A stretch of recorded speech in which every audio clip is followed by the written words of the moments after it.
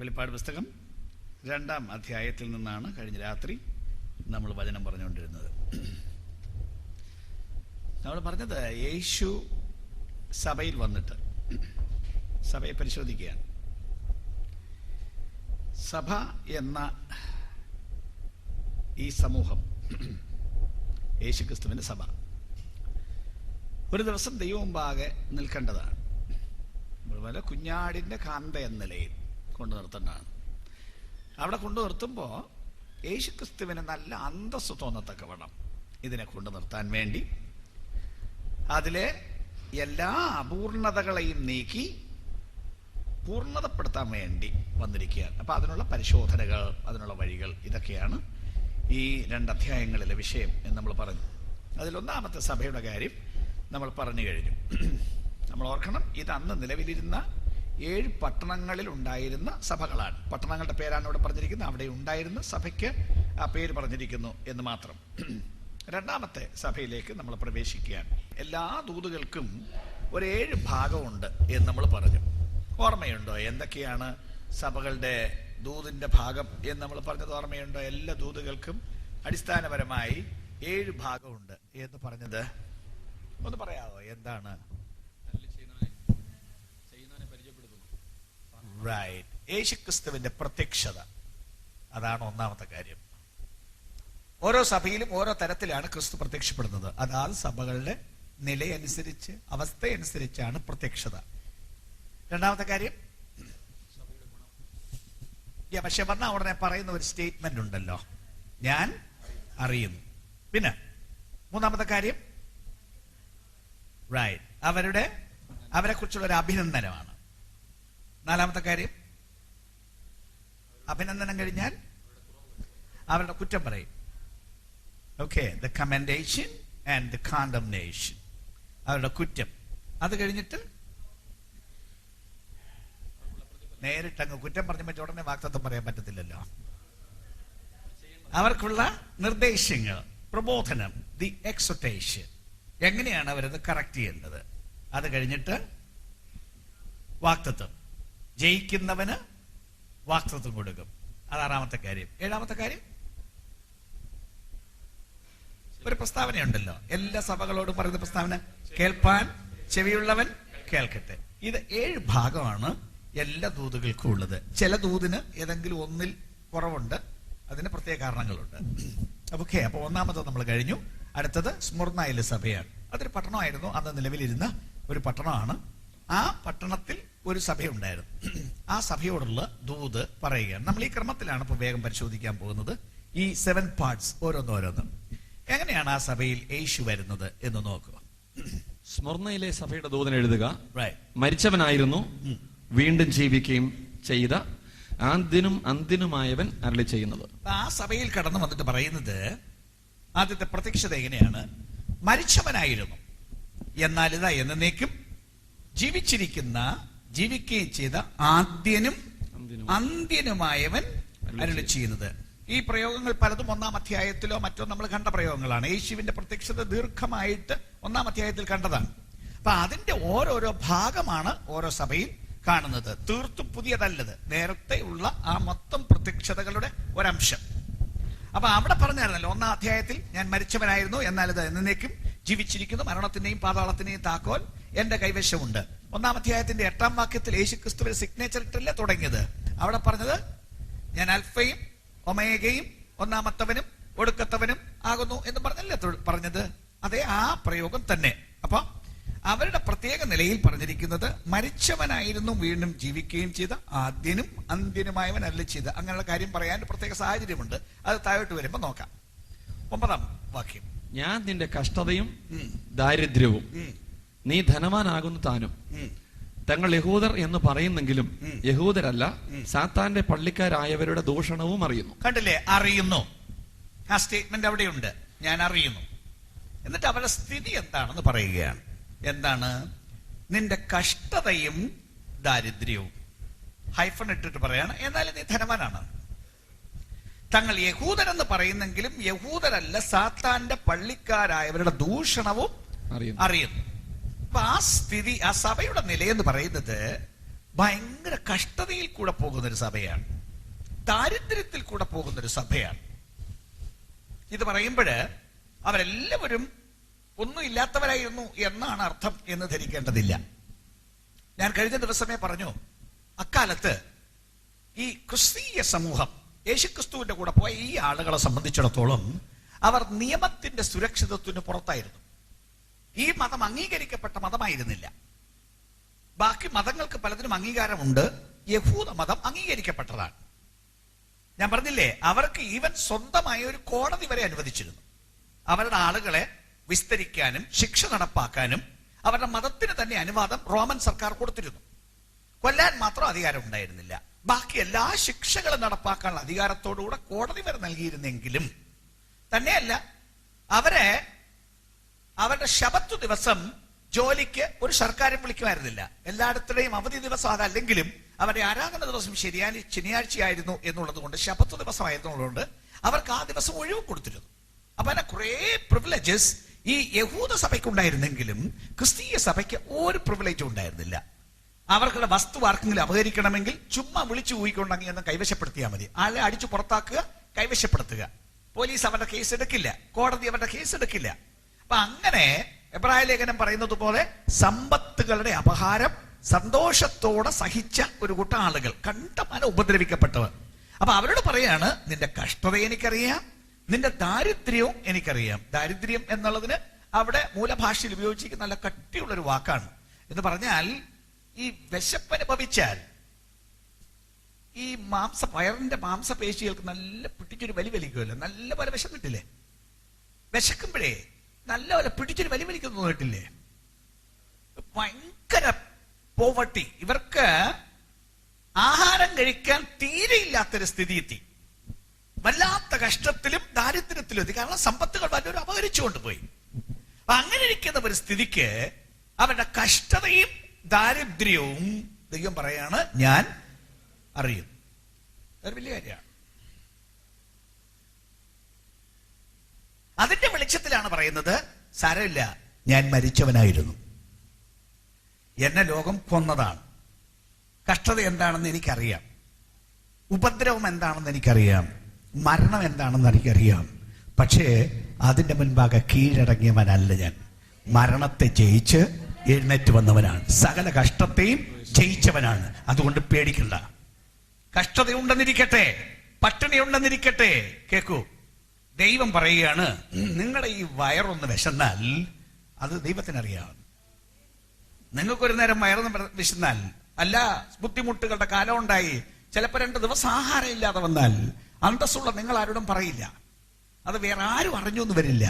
പക്ഷെ ഒരു നേരം നിങ്ങളുടെ ഈ വയറിന്റെ മാംസപേശികൾ പിടിച്ചൊന്ന് വലിച്ച് ഒന്ന് വേദനപ്പെട്ടാൽ അതുപോലും അറിയുന്ന ഒരുത്തൻ ദൈവത്തിന്റെ ജനത്തിന് ഉണ്ട്. അവനറിയാത്ത ഒറ്റ കാര്യം ഉണ്ടാവില്ല.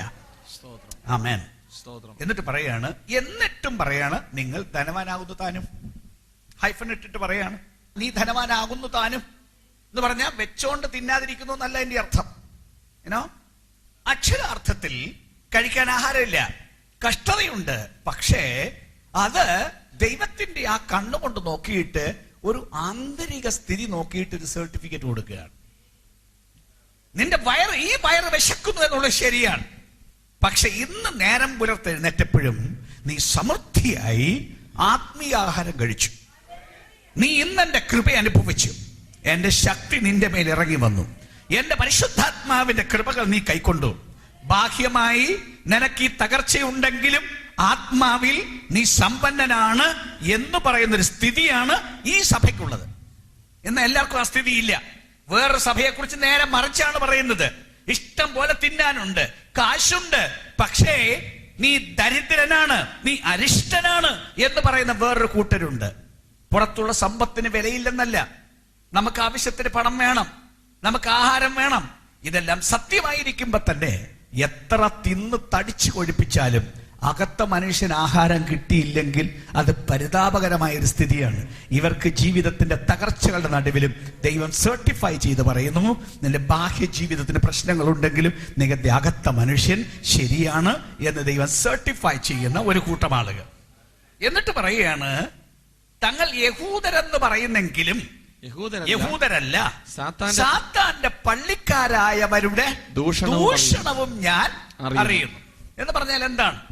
അവർ പറയുന്നവർ യഹൂദന്മാരാണെന്ന് പറഞ്ഞാൽ, അന്നത്തെ കാലത്ത് യഹൂദൻ എന്ന് പറഞ്ഞാൽ ദൈവമക്കൾ എന്നതിന്റെ ഒരു പര്യായമാണ് യഹൂദൻ. അവരാണ് ദൈവത്തോട് ഏറ്റവും അടുത്ത ആളുകൾ. അവരെയാണ് ദൈവജനം എന്ന് വിളിച്ചിരിക്കുന്നത്. ബാക്കിയുള്ള ആളുകളെ എല്ലാം അവർ വിളിച്ചിരുന്ന ജാതികളെന്നാണ്.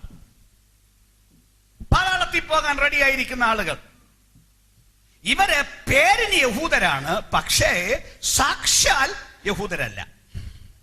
സാക്ഷാൽ യഹൂദനായവൻ, റോമാലേഖനം വിളിച്ചു പറയും, പുറമേ യഹൂദനായവൻ യഹൂദനല്ല. റോമാലേഖനം 2-ാം അധ്യായത്തിന്റെ 28-29 വാക്യമാണ്. പുറമേ യഹൂദനായവൻ യഹൂദനല്ല. പുറമേ യഹൂദനായി തീരാൻ വേണ്ടി ഏൽക്കുന്ന ശരീരത്തിലെ പരിച്ഛേദന അസൽ പരിച്ഛേദനയുമല്ല. യഹൂദൻ എന്ന് പറയണമെങ്കിൽ അകമേ യഹൂദനായവനത്രേ യഹൂദൻ. ദൈവത്തിന്റെ ജനം എന്നുള്ളത് ഒരു പേരല്ല, ഒരു മതമല്ല, ഒരു സഭയല്ല. അതൊരു അനുഭവമാണ്. ദൈവത്തിന്റെ ആത്മാവ് ഫിലിപ്പ ലേഖനത്തിൽ പറയുമല്ലോ, നാമല്ലോ സാക്ഷാൽ യഹൂദൻ. ദൈവത്തിന്റെ ആത്മാവ് കൊണ്ട് ആരാധിക്കുന്നവർ, ജഡത്തിൽ പ്രശംസിക്കാതിരിക്കുന്നവർ, അങ്ങനെ ആത്മാവിൽ ജീവിക്കുന്ന ഒരു കൂട്ടം ആളുകളാണ് സത്യവിശ്വാസികൾ. ഇവരെ കുറിച്ച് പറയുന്നു, ദൈവത്തിന്റെ ആളുകൾ എന്ന് പറയുന്നെങ്കിലും ചുമ്മാ ആണ് പറച്ചില്. പേരുണ്ടവർക്ക്, മതമുണ്ടവർക്ക്, അവർക്ക്. പക്ഷെ അവരാരാണെന്നറിയാമോ? അവരെ കുറിച്ച് പറയുന്നത് സാത്താന്റെ പള്ളിക്കാർ. സാത്താന്റെ പള്ളിക്കാർ എന്ന ഇന്നത്തെ പ്രയോഗത്തിലല്ല അവിടെ പറഞ്ഞിരിക്കുന്നത്. ഇന്ന് സാത്താന്റെ പള്ളി എന്ന് പറഞ്ഞ പള്ളിയുണ്ട്. ഓഫ് കോഴ്സ് അവർ സാത്താന്റെ പള്ളി എന്നായിരിക്കില്ല പറയുന്നത്, അവർക്കതിന് വേറെ പേരുകളുണ്ട്. എങ്കിലും പൊതുവെ സൈറ്റൻസ് ചേർച്ച് എന്നും പറഞ്ഞൊരു സഭ ഇന്ന് ലോകത്തിൽ ഏറെക്കുറെ എല്ലായിടത്തും ഉണ്ട്. കോഴിക്കോട്ടും കണ്ടേക്കും, ഏറെക്കുറെ എല്ലായിടത്തും ഉണ്ട്. അപ്പൊ അങ്ങനെ ഒഫീഷ്യലി സാത്താന്റെ പള്ളി എന്നും പറഞ്ഞ് പള്ളിയുന്നുണ്ട്. സാത്താനെ സേവിക്കുന്നവർ, സാത്താന് ഇഷ്ടമുള്ള കാര്യങ്ങൾ എന്ത് ചെയ്യാൻ വേണ്ടി ഇങ്ങനെ തങ്ങളെ തന്നെ വിറ്റ് കളഞ്ഞവർ, അങ്ങനെ ഒരു സമൂഹം ഉണ്ട്. എന്നാൽ ഇവിടെ പറയുന്ന അതല്ല. അന്നത്തെ കാലത്ത് അങ്ങനെ അങ്ങ് പ്രൊഫഷണലി ഇറങ്ങിത്തിരിച്ചവരായിരുന്നില്ല. എങ്കിലും സാത്താന്റെ പള്ളിക്കാർ എല്ലാ കാലത്തും ഉണ്ട്. ആ പുള്ളിക്ക് എല്ലാ കാലത്തും ആളുണ്ട്. നമ്മുടെ വലിയ പൂപ്പനെ പിടിച്ചാണ്.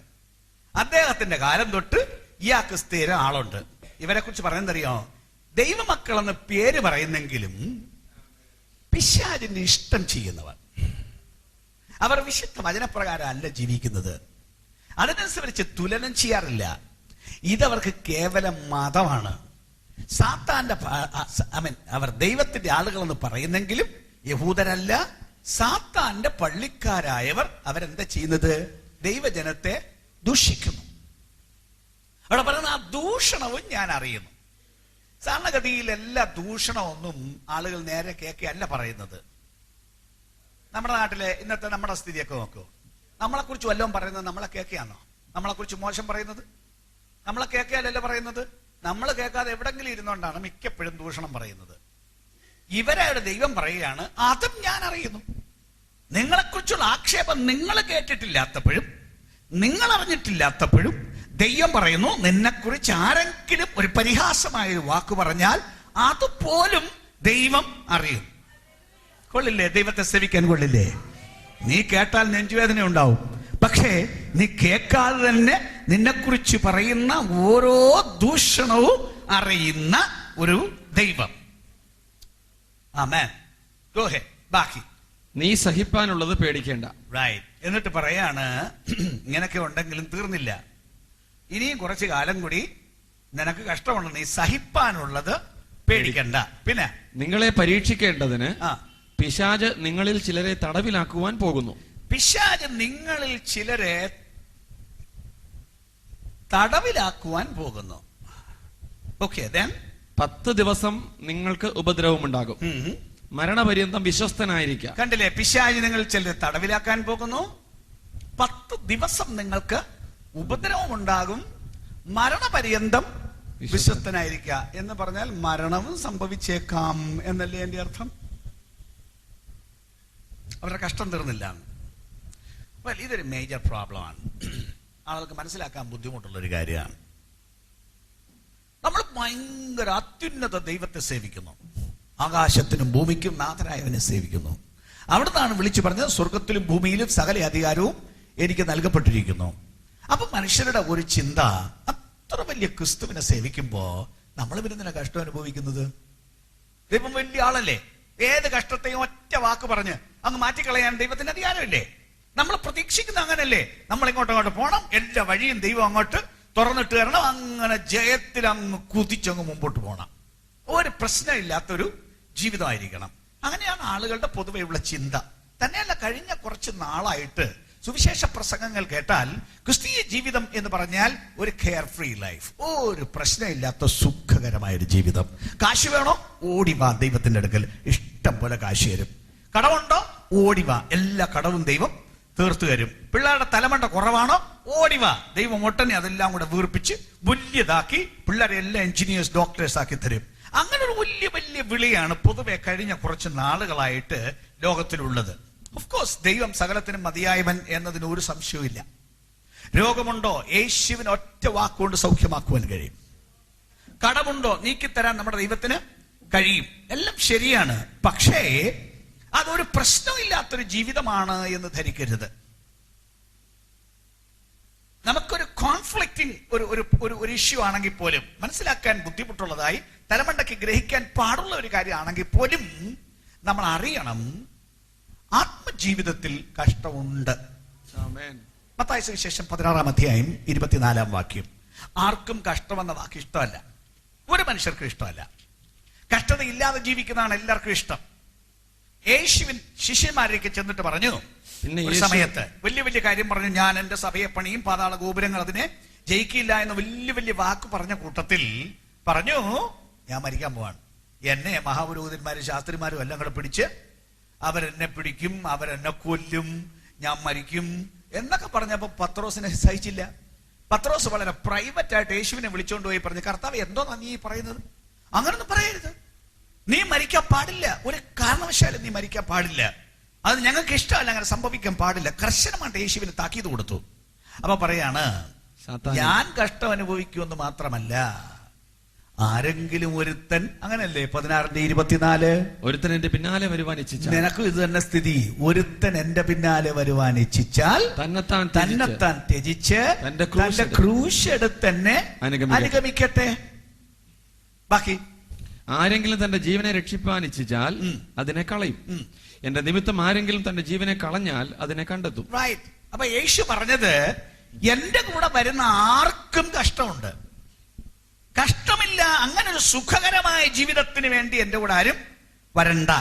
നിനക്ക് എന്റെ കൂടെ വരണമെങ്കിൽ ഇത് സ്ഥിതി, ആർക്ക് വരണമെങ്കിൽ ഇത് തന്നെ സ്ഥിതി. അങ്ങനെ കേൾക്കുമ്പോൾ നമുക്കൊരു വിഷമം തോന്നി, എന്നാ പിന്നെ പോകണ്ടെന്ന് തോന്നും. അങ്ങനെ കഷ്ടമാണെങ്കിൽ പോകണ്ടാന്ന് അല്ലേ? നിങ്ങൾക്കിപ്പം ലോകത്തിൽ യേശുവിനെ അനുഗമിക്കുന്നവർക്ക് മാത്രമേ കഷ്ടമുള്ളൂ, അല്ലാത്തവർക്ക് കഷ്ടമില്ലേ? മനുഷ്യന് സോക്കേടുണ്ടോന്ന് എവിടോട്ടെങ്കിലും തിരിഞ്ഞു നോക്കണം. സോക്കേടില്ലാത്ത മനുഷ്യനെവിടെ? എല്ലാവർക്കും സോക്കേടില്ലേ? എല്ലാ കഷ്ടങ്ങളും ലോകത്തിൽ എല്ലാ മനുഷ്യർക്കും ഇല്ലേ? എന്നാൽ ദൈവത്തിന്റെ ജനത്തിനുള്ള പ്രത്യേകത എന്താണെന്നറിയാം? കഷ്ടമുണ്ടെങ്കിലും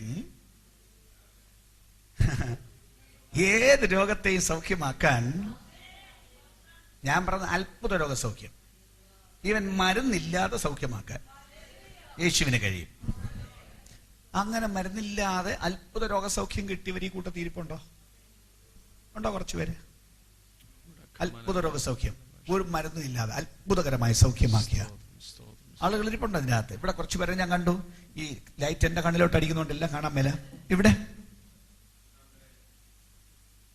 കണ്ടില്ലേ? അത്ഭുത രോഗശാന്തി ഉണ്ട് ദൈവത്തിന്റെ പക്കൽ.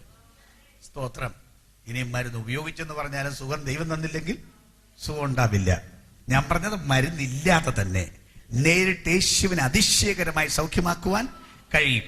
കഷ്ടം വന്നാൽ വിടുവിക്കാൻ നമ്മുടെ ദൈവത്തിന് കഴിയും. ബാക്കിയുള്ളവർക്ക് അതിന് നാച്ചുറൽ കോഴ്സസിനെ ആശ്രയിക്കണം, അല്ലാതെ ഉണ്ടാവില്ല. എന്നാലും നമ്മൾ നേരത്തെ പറഞ്ഞ പോലെ എത്ര സമയത്ത് ആളുകൾ പറയും, സോറി, ഇത്ര എന്നെ കൊണ്ട് പറ്റുള്ളൂ. ജീവിതത്തിൽ എന്തുമാത്രം ആത്മഹത്യ ലോകത്തിൽ നടക്കുന്നു, എന്ത് തകർച്ചകൾ കിടക്കുന്നു, എന്ത് കുടുംബങ്ങൾ സങ്കടത്തിലും ഭയങ്കര കഷ്ടത്തിലുമാണ്. ഉല്ലാസത്തിൽ ജീവിക്കുന്ന എത്ര കുടുംബങ്ങളെ നിങ്ങൾക്ക് ഭൂമിയിൽ കാണിച്ചു തരാം. ഇത് ഭൂമിയുടെ മുഴുവൻ സ്ഥിതിയാണ്. എന്നാൽ ദൈവത്തിന്റെ ജനത്തിന് ഈ മുഴുവൻ കഷ്ടങ്ങളിലും ഉദ്ധാരണമുണ്ട്. ദൈവജനത്തിന്റെ കഷ്ടം എന്ന് പറഞ്ഞാൽ വേണ്ട വിധത്തിൽ ആഹാരമില്ല എന്നുള്ളതല്ല. ആഹാരം ഇല്ലാത്ത സ്ഥാനത്ത് ആഹാരം ഉണ്ടാക്കാൻ ദൈവത്തിന് സാധിക്കും. ദൈവം അത്ഭുതകരമായി തന്റെ ജനത്തെ പുലർത്തും. കഴിഞ്ഞ ദിവസം ഞാനൊരു സാക്ഷ്യം പറഞ്ഞായിരുന്നു. ഭയങ്കര അത്ഭുതകരമായി ദൈവം തന്റെ ജനത്തിന് കൊടുക്കും, വഴി നടത്തും. അത് ദൈവത്തിന്റെ പരിപാടിയാണ്, ദൈവം ചെയ്യുകയും ചെയ്യും. വചനം പറയുന്നില്ലേ, ബാലസിംഹങ്ങളും ഇര കിട്ടാതെ വിശന്നിരിക്കും, യഹോവയെ അന്വേഷിക്കുന്നവർ ഒരു നന്മയ്ക്കും കുറവുണ്ടാവില്ല. അത്രയും കഷ്ടങ്ങളല്ല നമ്മൾ അനുഭവിക്കണമെന്ന് ദൈവം പറയുന്നത്. അതെല്ലാം യേശുക്രിസ്തുവിന്റെ നാമത്തിൽ അപ്പോൾ തന്നെ വിടുതലും സ്വാതന്ത്ര്യം ഉണ്ടാകുന്നതാണ്.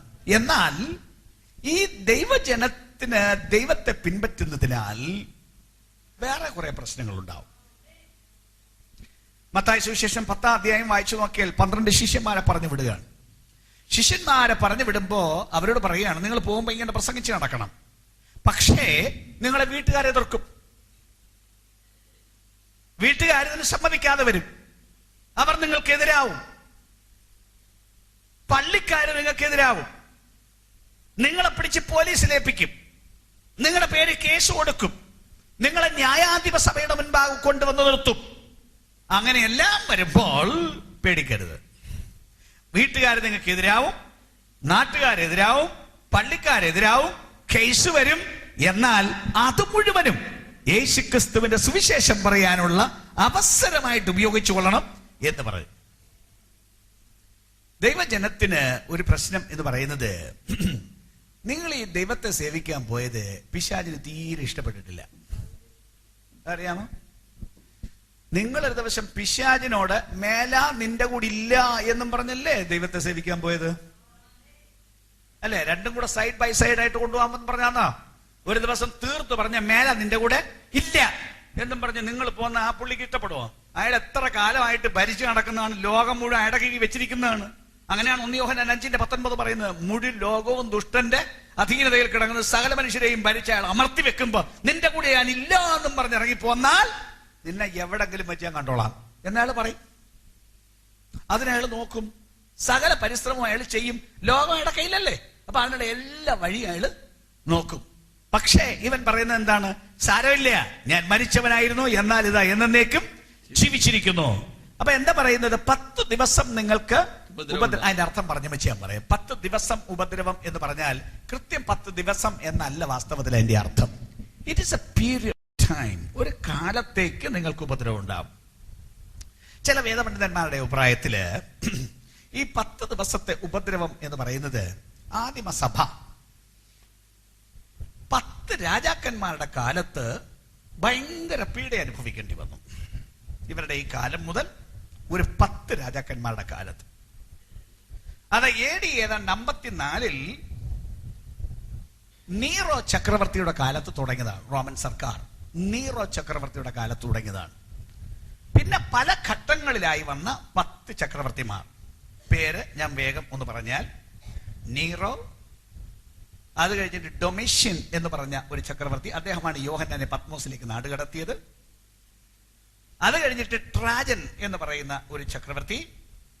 അക്കാലത്ത് ക്രിസ്ത്യാനിയായി തീരുന്നത് നിയമവിരുദ്ധമായിരുന്നു. അതിനുശേഷം മാർക്കസ് ഒറേലിയസ് എന്ന് പറയുന്ന മറ്റൊരു ചക്രവർത്തി. അദ്ദേഹത്തിന്റെ കാലത്താണ് നിങ്ങളൊരു പക്ഷേ ഒരു പേര് കേട്ടിട്ടുണ്ടാവും, സഭാപിതാവ് പോളികാർപ്പ് എന്ന്.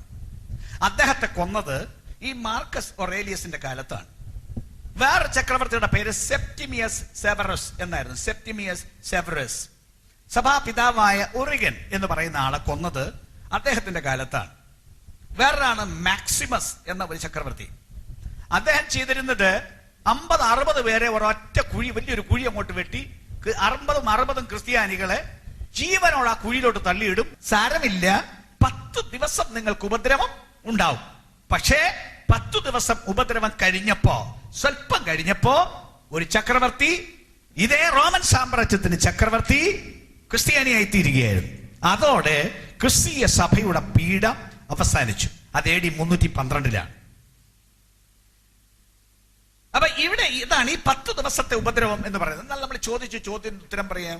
Why Christians suffer? What is the reason behind it? What is the logic behind any Christian or every Christian suffer എന്ന് ചോദിച്ചാൽ ഈ പുസ്തകം ചില ഉത്തരങ്ങൾ തരുന്നുണ്ട്.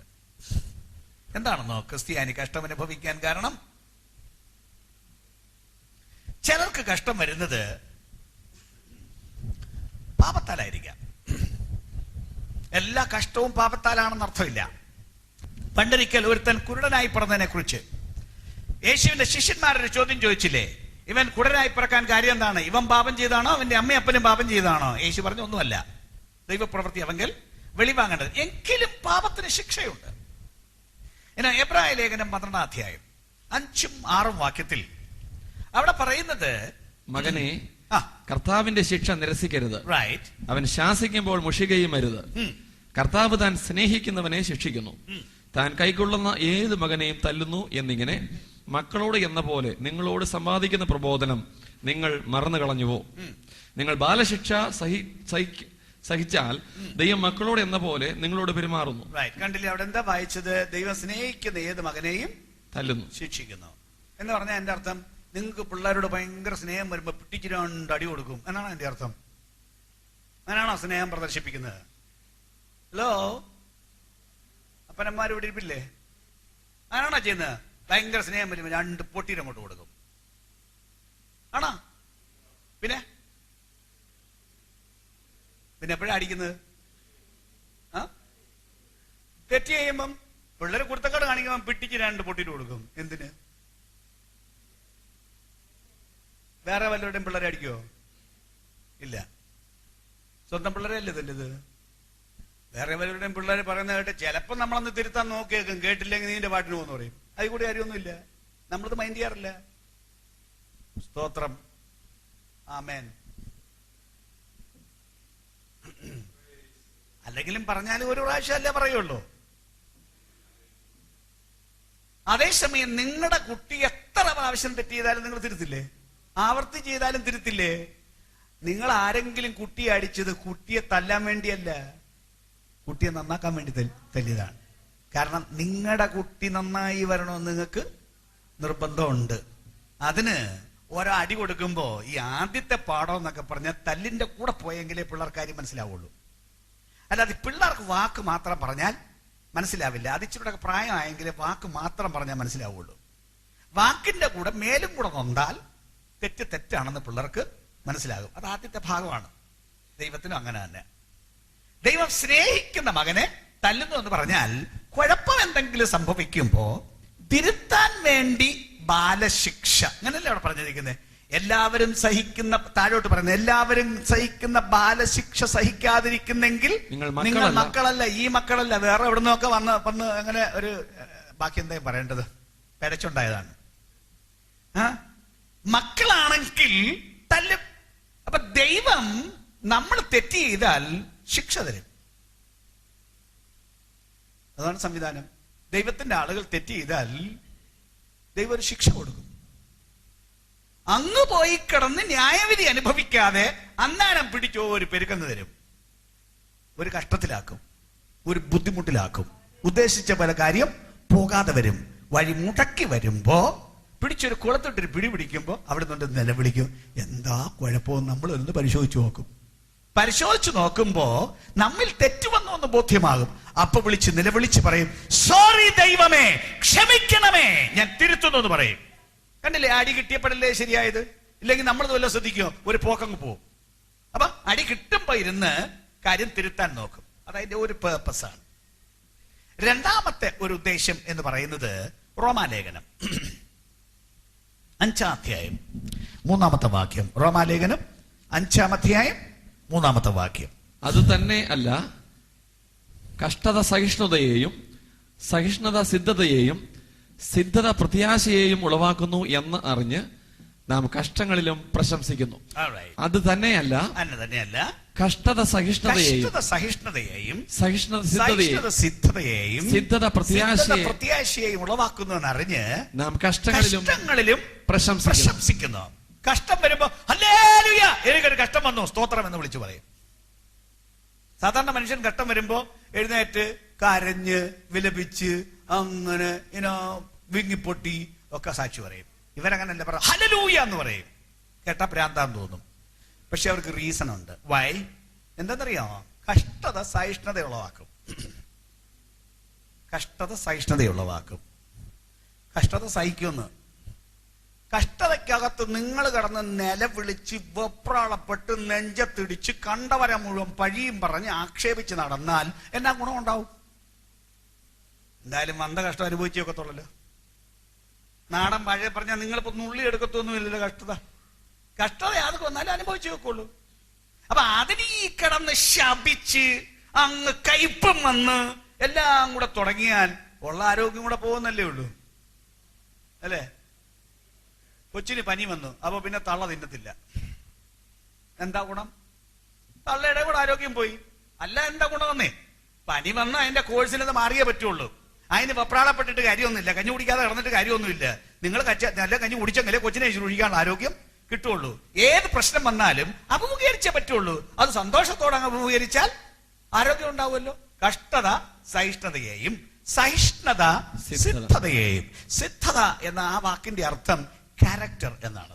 ക്യാരക്ടർ, സ്വഭാവം. ഈ ക്യാരക്ടർ അല്ലെങ്കിൽ എന്ന വാക്ക് പേഴ്സണാലിറ്റി, സൈക്കോളജിക്കലി പേഴ്സണാലിറ്റി. എങ്ങനെയാണെന്നോ ഒരു മനുഷ്യന്റെ പേഴ്സണാലിറ്റി ഉണ്ടാവുന്നത്? പേഴ്സണാലിറ്റി ഡെവലപ്മെന്റ് എന്ന് പറയുന്നത് മനുഷ്യൻ അഭിമുഖീകരിക്കുന്ന പ്രശ്നങ്ങളെ നിങ്ങൾ എങ്ങനെ കൈകാര്യം ചെയ്യുന്നു അതിന്റെ വെളിച്ചത്തിലാണ് നിങ്ങളുടെ പേഴ്സണാലിറ്റി. ഓരോ പ്രശ്നം വരുമ്പോ പല ആളുകൾക്ക് പല സമീപനമാണ്. ചില ആളുകള് പ്രശ്നം വരുമ്പോഴത്തേക്ക് ഭയങ്കര ബഹളമാണ്, ആലച്ച് വിളിച്ച് പുരാഗി ഭയങ്കര നെഗറ്റീവായ ഒരു ആസ്പെക്ട് ആണ്. അവർക്ക് അപ്പോഴത്തേക്ക് എല്ലാവരുടെയും ആരോഗ്യമാവും. ആരും ഇതിനൊന്നും പിഴച്ചതൊന്നും അല്ലെന്നേ, അവർക്ക് കഷ്ടം വന്നു. അതിനിപ്പോ എല്ലാരെയും കൂടെ പുരാഗി എല്ലാരോടും കൂടെ വെറുപ്പ് വന്നിട്ട് നിങ്ങൾ എന്താ സാധിച്ചത്? നിങ്ങളുടെ ആളത്വത്തിന് കുറെ കേട് വന്നല്ലേ ഉള്ളൂ. നിങ്ങളുടെ സ്വഭാവം ചീത്തയായി, അല്ല നിങ്ങളൊന്നും സാധിച്ചില്ല. വേറെ ചിലരുണ്ട്, കഷ്ടത വന്നാൽ ഒന്നും അഭിമുഖീകരിക്കാൻ തയ്യാറില്ലാതെ അതിൽ നിന്ന് ഒളിച്ചോടണം. അതാണ് ആളുകൾക്ക് താല്പര്യം. അങ്ങ് അവിടെ നിന്ന് മുങ്ങണം. നിങ്ങൾ എങ്ങോട്ട് പോകും? അതിനാണ് ചിലർ ആത്മഹത്യ ചെയ്യുന്നത്. അതാണ് പിന്നെ ആരും കുറച്ചു പേര് പുറത്തു വരാതെ മുറി അടച്ചകത്ത് കയറിയിരിക്കണം, എനിക്കൊരു മനുഷ്യനെയും കാണണ്ട. അവിടെ നിങ്ങളുടെ സ്വഭാവത്തിന് ഗുണമുണ്ടായില്ല. സ്വഭാവത്തിന് ഗുണമുണ്ടാകണമെങ്കിൽ അതിനെ പോസിറ്റീവായിട്ട് അഭിമുഖീകരിക്കണം, സാധകമായി പ്രശ്നത്തെ അഭിമുഖീകരിക്കണം. ഏത് പ്രശ്നം വന്നാലും അതിനെ അതിജീവിക്കണം. അതിജീവിക്കാനുള്ള വഴി കണ്ടെത്തി അതിജീവിക്കുന്നവനാണ് സ്വഭാവം ഉണ്ടാവുന്നത്, അല്ല സ്വഭാവം ഉണ്ടാവില്ല. ചൂടെ തെളിച്ചു പറഞ്ഞാൽ, വീട്ടിൽ ഒരു കാരണവശാലും വഴക്ക് പറയാതെ തല്ലാതെ തലോലിച്ച് വളർത്തിയ ഒരു ചെറുക്കൻ, അവനെ ഹോസ്റ്റലിൽ പറഞ്ഞു വിടണം. അവന്റെ ഗതി എന്തായിരിക്കും എന്നാലോചിച്ച് നോക്കിക്കേ. അവിടാണ് ആളിരിക്കുന്നത്, തട്ടിയും മുട്ടിയും എല്ലാത്തിനും ശരിയാക്കാനുള്ള ആളാണ് ഹോസ്റ്റലിൽ ഇരിക്കുന്നത്. അപ്പൊ അവര് രണ്ട് വർത്താനം പറയുമ്പോഴത്തേക്ക് ചെക്കൻ വാവിട്ട് നിലവിളിച്ച് തിരിച്ച് വീട്ടിൽ വരും. അവന് ഹോസ്റ്റലും വേണ്ട, പഠിത്തവും വേണ്ട, ഒരു വകയും വേണ്ട. അപ്പനും അമ്മ ഇങ്ങനെ താലോലിച്ചു കൊണ്ട് നടക്കണം. ചെറുക്കൻ ശരിയാവണോ? ചില പ്രശ്നങ്ങളൊക്കെ ഉണ്ടായി, ആളുകൾ തട്ടിയും മുട്ടിയും ഒക്കെ വളർന്നെങ്കിലേ ഈ സ്വഭാവം ശരിയാവുള്ളൂ. കണ്ടില്ലേ? സ്തോത്രം. എപ്പോഴും നടക്കൊന്നും ചെയ്യാതെ നിങ്ങൾ എപ്പോഴും കാറെ കൊണ്ട് നടക്കുന്നൊരു കൊച്ച്, നല്ല കുന്നും മലയുള്ള നാട്ടിൽ കൊണ്ട് നിർത്തിയും വെച്ച് ഇവൻ ആ കുന്നൊന്ന് കയറാൻ പറഞ്ഞ അവന്റെ മസിൽ ബലക്കുവാ. അവന്റെ ഒരു മസിലും കൊള്ളത്തില്ലല്ലോ. അതേസമയം നല്ല കുന്നിന്റെ മണ്ടയ്ക്ക് വളർന്ന പിള്ളേരെ കാണണം. ഞങ്ങള് കുറെ കാലം താമസിച്ചത് ഒരു ഭയങ്കര മലയുടെ മണ്ടയ്ക്കാണ്. അവിടെ ആയിരുന്നു ഞങ്ങളുടെ ഒരു ബൈബിൾ സ്കൂൾ അവിടെ ഉണ്ട്. ഞങ്ങളെല്ലാം മണ്ടയ്ക്ക് ആവശ്യമില്ല. നിങ്ങൾ ഇപ്പം അവിടെ നടന്നു കയറാൻ വന്നാലും ഇടയ്ക്ക് രണ്ടിടത്തെങ്കിലും നിൽക്കാതെ ആ കുന്നിന്റെ മണ്ടയ്ക്ക് ഇന്ന് നിങ്ങൾ ഏറെക്കുറെ മിക്കവരും കയറില്ല. അത്രയും ഒരു കുന്നിന്റെ മണ്ടയ്ക്കാണ് ഞങ്ങൾ താമസിച്ചത്. ഞങ്ങളുടെ പിള്ളേർ വളർന്ന കാലത്തെ മേളിൽ എന്ന് പറഞ്ഞൊരു ഓട്ടം താഴെ വരെ ഓടും. ഇവിടെ വെച്ച് തിരിച്ച് അതുപോലെ ഒരു ഓട്ടം ഓടി കുന്നിന്റെ മണ്ടയ്ക്ക് കയറും. ഞങ്ങളുടെ പിള്ളേർക്കെല്ലാം നല്ല മസിലായിരുന്നു. അത് കുന്നു കയറുന്നവനല്ലേ ഉണ്ടാവുള്ളൂ. കഷ്ടത അനുഭവിച്ചാലുണ്ടല്ലോ നല്ല ചാടിക്കേറി ആ കുന്നിന്റെ മണ്ടയ്ക്ക് കയറും. എന്നിട്ട് അടുത്ത ദിവസം ചോദിക്കും ഇതിനേക്കാൾ കൂടി ഒന്നുണ്ടോ എന്ന് നോക്കും. കണ്ടില്ലേ? അഡ്വഞ്ചേഴ്സ് ഉള്ള കുറെ മനുഷ്യരില്ലേ? എവറസ്റ്റ് കയറാൻ പോയ കുറെ പേരില്ലേ? കണ്ടില്ലേ? അവരുടെ മസിലിന് എന്തൊരു ബലമാണെന്ന്. ആത്മീക മനുഷ്യന്റെ മസിലിന് ബലം ഉണ്ടാവണോ? കഷ്ടത ഉണ്ടാകണം. ഒരു ബുദ്ധിമുട്ടുമില്ലാതെ നിങ്ങൾ ജീവിച്ചാൽ നിങ്ങളെ ജീവിക്കാൻ കൊള്ളത്തില്ല. നിങ്ങളെ ജീവിതത്തിന് കൊള്ളാവുന്നവനായി തീർക്കണമോ? സ്വഭാവത്തിന് രൂപാന്തരങ്ങൾ ഉണ്ടാവണമോ? നല്ല സ്വഭാവം എന്ന് പറയണമോ? ക്രൈസിസ് അഭിമുഖീകരിച്ചെങ്കിലേ നിങ്ങൾക്കത് ഉണ്ടാവുള്ളൂ. നല്ല ക്രിസ്തീയ സ്വഭാവം ഉണ്ടാകുന്നത് കഷ്ടതയിലൂടെയാണ്. അതുകൊണ്ട് ആത്മജീവിതത്തിന്റെ രൂപാന്തരത്തിൽ വളരെ പ്രധാനപ്പെട്ട ഒരു സ്ഥാനമാണ് കഷ്ടതയ്ക്കുള്ളത്. അതുകൂടാതെ അതിന് വേറെ ഒരു ഉദ്ദേശം കൂടിയുണ്ട്. 2 കൊരിന്ത്യർ 12-ാം അധ്യായത്തിൽ അവിടെ പറയുന്ന ഒരു പ്രയോഗം 7 മുതൽ 10 വരെയുള്ള വാക്യങ്ങൾ. വെളിപ്പാടുകളുടെ ആധിക്യത്താൽ ഞാൻ അതിയായി നിഗളിച്ചു പോകാതിരിപ്പാൻ എനിക്ക് ജഡത്തിൽ ഒരു ശൂലം തന്നിരിക്കുന്നു. ഞാൻ നിഗളിച്ചു പോകാതിരിക്കേണ്ടതിന് എന്നെ കുത്തുവാൻ സാത്താന്റെ ദൂതനെ തന്നെ. അത് എന്നെ വിട്ട് നീങ്ങേണ്ടതിന് ഞാൻ 3 വട്ടം കർത്താവിനോട് അപേക്ഷിച്ചു. അവൻ എന്നോട്, എന്റെ കൃപ നിനക്ക് മതി, എന്റെ ശക്തി ബലഹീനതയിൽ തികഞ്ഞു വരുന്നു എന്ന് പറഞ്ഞു. പൗലോസിന്റെ പ്രശ്നമായിരുന്നു. പൗലോസ് പറയാണ് അദ്ദേഹത്തെ കുത്താൻ സാത്താന്റെ ഒരു ദൂതനെ നിർത്തിയിരിക്കുന്നത്. അത് എന്താന്ന് കൃത്യമായിട്ട് ആളുകൾക്ക് അത്ര വലിയ പിടിയില്ല. എനിവേ, എന്തായാലും ശരി, ഇദ്ദേഹം ഭയങ്കര പ്രസംഗമാണ്. വിടുതലിനെ കുറിച്ച് പ്രസംഗിക്കുന്നു, അങ്ങ് രോഗത്തിൽ സൗഖ്യം ഉണ്ടാകുന്നു. അദ്ദേഹത്തിന്റെ മേത്തൊന്ന് ഉടുപ്പ് കൊണ്ടിട്ട് വല്ലവരുടെയും മേത്തോട്ട് കൊണ്ടിടുന്നു, അവർക്ക് വിടുതൽ ഉണ്ടാകുന്നു. സർവത്ര അത്ഭുതങ്ങൾ, അടയാളങ്ങൾ. പക്ഷെ ഈ പുള്ളിക്കൊരു പ്രശ്നം. ചില ദിവസം ഈ സാത്താൻ ഒരു കുത്തും. സാത്താൻ അക്ഷരാർത്ഥത്തിൽ വന്ന് കുത്തുന്നല്ല, എന്തോ ഒരു പ്രോബ്ലം ഉണ്ടായിരുന്നു അദ്ദേഹത്തിന്. ആ കുത്തങ്ങോട്ട് കിട്ടുമ്പോഴത്തേക്ക് കുറെ നേരത്തേക്ക് അയ്യോ എന്നും പറഞ്ഞൊരു ഇരിപ്പിരിക്കും. അപ്പൊ കാണുന്നവർ ചോദിക്കും, ആ എടാ, എല്ലാവർക്കും വിടുതൽ വാങ്ങിക്കൊടുക്കുന്ന എന്താണ്ട് ഇയാളുടെ വിടുതൽ എവിടെ? അപ്പൊ പുള്ളിക്ക് അതിന് പ്രശ്നമായി. അദ്ദേഹം പ്രാർത്ഥിക്കാൻ തുടങ്ങി, ഇത് നീക്കിത്തരണം, നീക്കിത്തരണം, നീക്കിത്തരണം. 3 വട്ടം ചോദിച്ചു. അപ്പൊ പറഞ്ഞു, നിർത്തിക്കോ, നിന്റെ ഈ പ്രശ്നം ഞാൻ നീക്കിത്തരത്തില്ല. അതിന്റെ കാരണം, ഈ ആത്മീയവും കൃപയും എന്നൊക്കെ പറഞ്ഞാലും അതും ആളുകളുടെ അകത്ത് കയറിയാൽ അഹങ്കാരം ഉണ്ടാവും, നീളം കയറും. അപ്പൊ ഈ കൃപയൊക്കെ പിന്നെ അവരിൽ നിന്ന് പുറപ്പെടുന്നത് പോലൊക്കെ വർത്താനം പറയും, നല്ല ഗമയൊക്കെ തോന്നും. അങ്ങനെ അങ്ങോട്ട് നടക്കാൻ പോയാൽ അത് ദൈവത്തിന് പിടിക്കില്ല. കാരണം കൃപ ഇവരുണ്ടാക്കിയതല്ലല്ലോ, കൃപ ദൈവത്തിന്റെ വകയല്ലേ, ഇല്ലേ? ഒരാൾക്ക് പാടാൻ കൃപയുണ്ടെങ്കിൽ സ്വരം നിങ്ങൾ ഉണ്ടാക്കിയതല്ലല്ലോ, ദൈവം തന്ന ദാനമല്ലേ. ഒരാൾക്ക് പ്രസംഗിക്കാൻ വരം കിട്ടിയാൽ അത് ദൈവം കൊടുത്ത ദാനമല്ലേ. ഒരാൾ പ്രവചിച്ചാൽ തീർത്തും അത് ദൈവത്തിന്റെ വരമല്ലേ. ഒരാൾക്ക് ദർശനമുണ്ടായാൽ അത് ദൈവത്തിന്റെ കൃപയല്ലേ. എല്ലാം കൃപയല്ലേ. അപ്പൊ അതെല്ലാം നിന്നും വെച്ച് ഞാൻ എന്ന് പറഞ്ഞാൽ ദൈവത്തിന് ഇഷ്ടപ്പെടുമോ? ദൈവത്തിന് ഭയങ്കര പണക്കാവും. അതിനുവേണ്ടി ദൈവം ചെയ്യുന്നൊരു കാര്യമാണ്, അങ്ങോട്ട് കൊളുത്തിട്ട് പിടിക്കാൻ ഒരാളെ കൂടെ നിർത്തി. ആ പിടി വരുമ്പോ ഓർക്കും, പൊങ്ങച്ച തോന്നുമ്പോഴാണ് ഈ ഒരു പിടി പിടിക്കുന്നത്. അതോടെ പൊങ്ങച്ച ഇല്ലാതെ മര്യാദയ്ക്ക് ദൈവത്തെ സേവിക്കാൻ പറ്റും. അപ്പൊ ഒരു പ്രിവെന്റീവ് സ്റ്റെപ്പ് നമ്മളെ അഹങ്കാരത്തിൽ നിന്നും നികളത്തിൽ നിന്നും തടഞ്ഞു നിർത്താൻ കഷ്ടത ഉപകരിക്കും. അല്ലാതെ ഒരു വഴിക്കങ്ങ് പോയാലേ ആളുകൾ ശ്രദ്ധിക്കില്ല, പ്രവൃത്തിയൊന്നും ഓർക്കില്ല. ആനക്കാരി ഇയാളങ്ങ് ചെയ്യുന്നു എന്ന് പറയുന്ന പോലെ അങ്ങ് ഓടിപ്പോയി അഹങ്കാരത്തിലേക്കും അവസാനം പാതാളത്തിലേക്കും പോകാനിടയാകും. അതുകൊണ്ട് അത് സംഭവിക്കാതിരിക്കാൻ കഷ്ടത കൊണ്ട് ആളെ പിടിച്ചു നിർത്തും ദൈവം. അത് നമ്മുടെ ഗുണത്തിനാണ്, പ്രിവെന്റീവ് സ്റ്റെപ്പാണ്. എന്താണ് ഇവിടെ വെളിപ്പാട് പുസ്തകം 2:10 പറഞ്ഞത്? പിശാച് നിങ്ങളിൽ ചിലരെ തടവിലാക്കുവാൻ പോകുന്നു. നിങ്ങളെ പരീക്ഷിക്കേണ്ടതിന് പിശാച് നിങ്ങളിൽ ചിലരെ തടവിലാക്കുവാൻ പോകുന്നു. ഓർമ്മയുണ്ടോ യേശുവിനെ കുറിച്ച് പറയുന്നത്? മത്തായി സുവിശേഷം 4-ാം അധ്യായത്തിൽ അനന്തരം 1-ാം വാക്യം, അനന്തരം പിശാചിനാൽ പരീക്ഷിക്കപ്പെടേണ്ടതിന് യേശുവിനെ ആത്മാവ് മരുഭൂമിയിലേക്ക് നടത്തി. പിശാചിനാൽ പരീക്ഷിക്കപ്പെടേണ്ടതിന് ആത്മാവ്, അങ്ങനെ പറയുന്നത്, ദൈവത്തിന്റെ ആത്മാവ് അവനെ മരുഭൂമിയിലേക്ക് നടത്തി. എന്താ കാര്യം എന്നറിയോ? ഞാൻ ലളിത ഭാഷയിൽ വേഗം പറഞ്ഞാൽ, മനുഷ്യരെ മുഴുവൻ വിടുവിക്കാനല്ലേ യേശു വന്നത്? പിശാചിന്റെ കയ്യിൽ നിന്ന് വിടുവിക്കാനല്ലേ യേശു വന്നത്? വിടുതൽ എന്ന് പറഞ്ഞാൽ പിശാചിന്റെ പിടിയിൽ നിന്ന് പുറത്തു കൊണ്ടുവരണം. ലോകം മുഴുവൻ അവന്റെ പിടിയിൽ നിന്ന്, പാപത്തിൽ നിന്ന് പുറത്തു കൊണ്ടുവരാൻ യേശു വന്നു. അപ്പൊ ആദ്യം ഒന്ന് ടെസ്റ്റ് ചെയ്ത് നോക്കണ്ടേ അദ്ദേഹത്തിന് തന്നെ പിടിയിൽ നിന്ന് പുറത്തു വരാൻ കഴിവുണ്ടോന്ന്? പിന്നല്ല ബാക്കിയുള്ളവരെ രക്ഷിക്കുന്നത്. അതിനൊരു 3 പരീക്ഷ അങ്ങോട്ട് കൊടുത്തപ്പോ 3ലും പിശാച് തോറ്റു. 3-ാമത്തവൽ പിശാചിനോട് പറഞ്ഞ് അത് കണ്ടപ്പോഴത്തേക്ക് ഇയാളങ്ങ് പോയി. അപ്പൊ അത്രയും സംഗതി ഒന്ന് ഒത്തു വരണം. അതിന് പരീക്ഷകൾ ഉണ്ടാവും. ആത്മജീവിതത്തിന്റെ മാറ്റുരച്ച് നോക്കാൻ കഷ്ടതയുണ്ടാവും. ഒരു പ്രശ്നമില്ലാതെ എല്ലാം ചോദിക്കുന്ന പോലെ അങ്ങോട്ട് കിട്ടുന്നു, സുഖം, പരമസുഖം, ഞാനും കൂടെ തുള്ളുന്നു എന്ന് പറയുന്നതിനകത്ത് എന്താ കാര്യം? ആർക്കും തുള്ളിക്കൂടെ?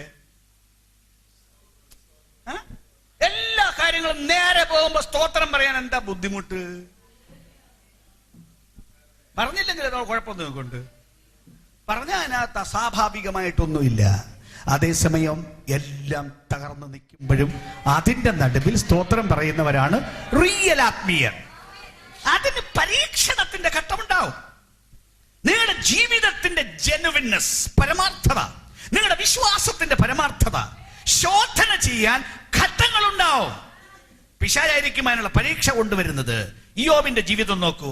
ആർക്കെങ്കിലും തിരിയുമോ എന്തിന് ദൈവം ഇയ്യോബിനെ പാടുപെടുത്തിയെന്ന്? നിങ്ങളൊന്ന് ആലോചിച്ച് നോക്കൂ. ആ മനുഷ്യൻ അനുഭവിച്ച കഷ്ടം അറിയില്ലേ? ചരിത്രം ഇല്ലേ? എന്തെല്ലാം ശല്യം ഉണ്ടായിരുന്ന സ്വത്ത് മുഴുവൻ പോയി. ഭയങ്കര നാശം വീട്ടിലുണ്ടായി. 10 പിള്ളേരുണ്ടായിരുന്നു, 10ഉം ഒറ്റയടിക്ക് ചത്തു. അത് എല്ലാം കഴിഞ്ഞപ്പോ അദ്ദേഹത്തിന്റെ ശരീരത്തിന് ബാധ വന്നു. ബാധ എന്ന് പറഞ്ഞാൽ ചൊറിഞ്ഞ് ശരീരം പഴുത്ത് ഇരുന്നു പോകുന്ന സ്ഥിതി. വീട്ടിൽ ഭാര്യ പറയാണ്, മനുഷ്യ പോയി ചത്തൂടെ, നിങ്ങളിങ്ങനൊരു മനുഷ്യൻ ആത്മഹത്യ ചെയ്തൂടെ എന്ന് ഭാര്യ ചോദിക്കുന്നു. ആശ്വാസത്തിന്റെ ഒരു വാക്കില്ലാതെ ജീവിച്ചവൻ അവനെന്താ പറയുന്നറിയാ? ദൈവം ഇത്രയും നന്മ തന്നില്ലേ, ഇതും കൂടെ അനുഭവിച്ചൂടെ എന്ന് ചോദിച്ച ഒരുത്തൻ. എന്തെല്ലാം പണി പിശാച് നോക്കിയിട്ട് അവസാനം എന്താ ദൈവം പിശാചിനോട് പറഞ്ഞെന്നറിയോ? പിശാചേ, നീ ഇവനെ കുറിച്ച് ഇത്രയെന്നോണെ എന്നോട് പറഞ്ഞു. ദൈവത്തിന് അറിയാൻ മേലഞ്ഞിട്ടല്ല, ദൈവത്തിന് ഇവനെ അറിയാമെന്ന് പറഞ്ഞു. നിനക്ക് പരീക്ഷിക്കണോ? പരീക്ഷിക്ക്. നിനക്ക് ശോധന ചെയ്യണോ? ശോധന ചെയ്യൂ. അവന്റെ സ്വത്ത് കൊണ്ടുപോകണോ? കൊണ്ടുപോകൂ. അവന്റെ മക്കളെ കൊണ്ടുപോകണോ? കൊണ്ടുപോകൂ. അവന് കഷ്ടത വരുത്തണോ? വരുത്തൂ. അവന്റെ ശരീരത്തെ ദണ്ഡിപ്പിക്കണോ? ദണ്ഡിപ്പിച്ചോളൂ. പക്ഷെ ഒരു കാര്യം നീ അറിഞ്ഞോ, എന്നെ വല്ലതും കിട്ടാൻ വേണ്ടി സേവിക്കുന്നവനല്ലിവൻ. ഇവൻ സത്യമായിട്ട് എന്നെ സേവിക്കുന്നവനാണ്. നീ മുഴു തകർച്ച വരുത്തിയാലും ഇവൻ എന്നെ ത്യജിച്ച് പറയില്ല. അല്പകാലത്തെ കഷ്ടം അവന് വന്നെങ്കിലും അത് ലോകത്തോടൊരു പാഠം പറഞ്ഞു. മുഴു ലോകത്തോടും ഇയ്യോബ് ഒരു പാഠം പഠിപ്പിച്ച് പറഞ്ഞു. വല്ലതും കിട്ടാൻ വേണ്ടി ദൈവത്തിന്റെ പുറകുന്നവർ മാത്രമല്ല, അതൊരു സംഘമുണ്ടെങ്കിലും നീ എന്നെ കൊന്നാലും നിനക്കായി ഞാൻ കാത്തിരിക്കും എന്ന് പറഞ്ഞ സത്യവിശ്വാസികളുടെ ഒരു കൂട്ടമുണ്ട്. ഒന്നുകൂടെ ഞാൻ പറയാനുണ്ട്. അവൻ എന്നെ കൊന്നാലും ഞാൻ അവനായി കാത്തിരിക്കും. ആമേൻ. നാട്ടിലെ ആളുകൾ എന്തെല്ലാം പറയും? അവർക്ക് ഇഷ്ടം പോലെ കാശ് കൊടുത്ത്, വിദേശത്തു നിന്നെല്ലാം കാശ് കൊടുത്താണ് ബന്ധങ്ങളെല്ലാം കൂട്ടത്തിൽ കൂട്ടുന്നത് എന്ന് പറയുന്ന കുറെ മനുഷ്യരില്ലേ? ഇല്ലേ? അതൊക്കെ അല്ലേ ആളുകളുടെ ധാരണ. ഇതൊന്നും ആളുകൾക്ക് അറിയാൻ മേലാഞ്ഞിട്ടാ. ഞങ്ങൾ അങ്ങനെ ആർക്കും കാശ് കൊടുക്കാറില്ല. സ്തോത്രം. കാശ് കൊടുക്കാറില്ലെന്ന് മാത്രമല്ല, നേരെ സഭയെ വരുന്നവരോട് ഞങ്ങൾ പറയുന്ന ചില കാര്യങ്ങളുണ്ട് വചനത്തിൽ നിന്ന്. ഞങ്ങളുടെ സ്വന്തം അല്ല. നിങ്ങൾക്ക് 10 രൂപ വരുമാനം ഉണ്ടെങ്കിൽ 1 രൂപ ദൈവത്തിന് കൊടുക്കണം. 1000 രൂപ വരുമാനം ഉണ്ടെങ്കിൽ 100 രൂപ കൊടുക്കണം. 10,000 രൂപ ഒരു മാസം വരുമാനം ഉണ്ടെങ്കിൽ 1000 രൂപ ദൈവത്തിന് കൊടുക്കണം. അപ്പൊ അങ്ങോട്ട് കൊടുക്കുന്ന ഇടപാടല്ലത്, ഞങ്ങൾക്കല്ലത്, ദൈവത്തിന്റെ നിയമമാണ്.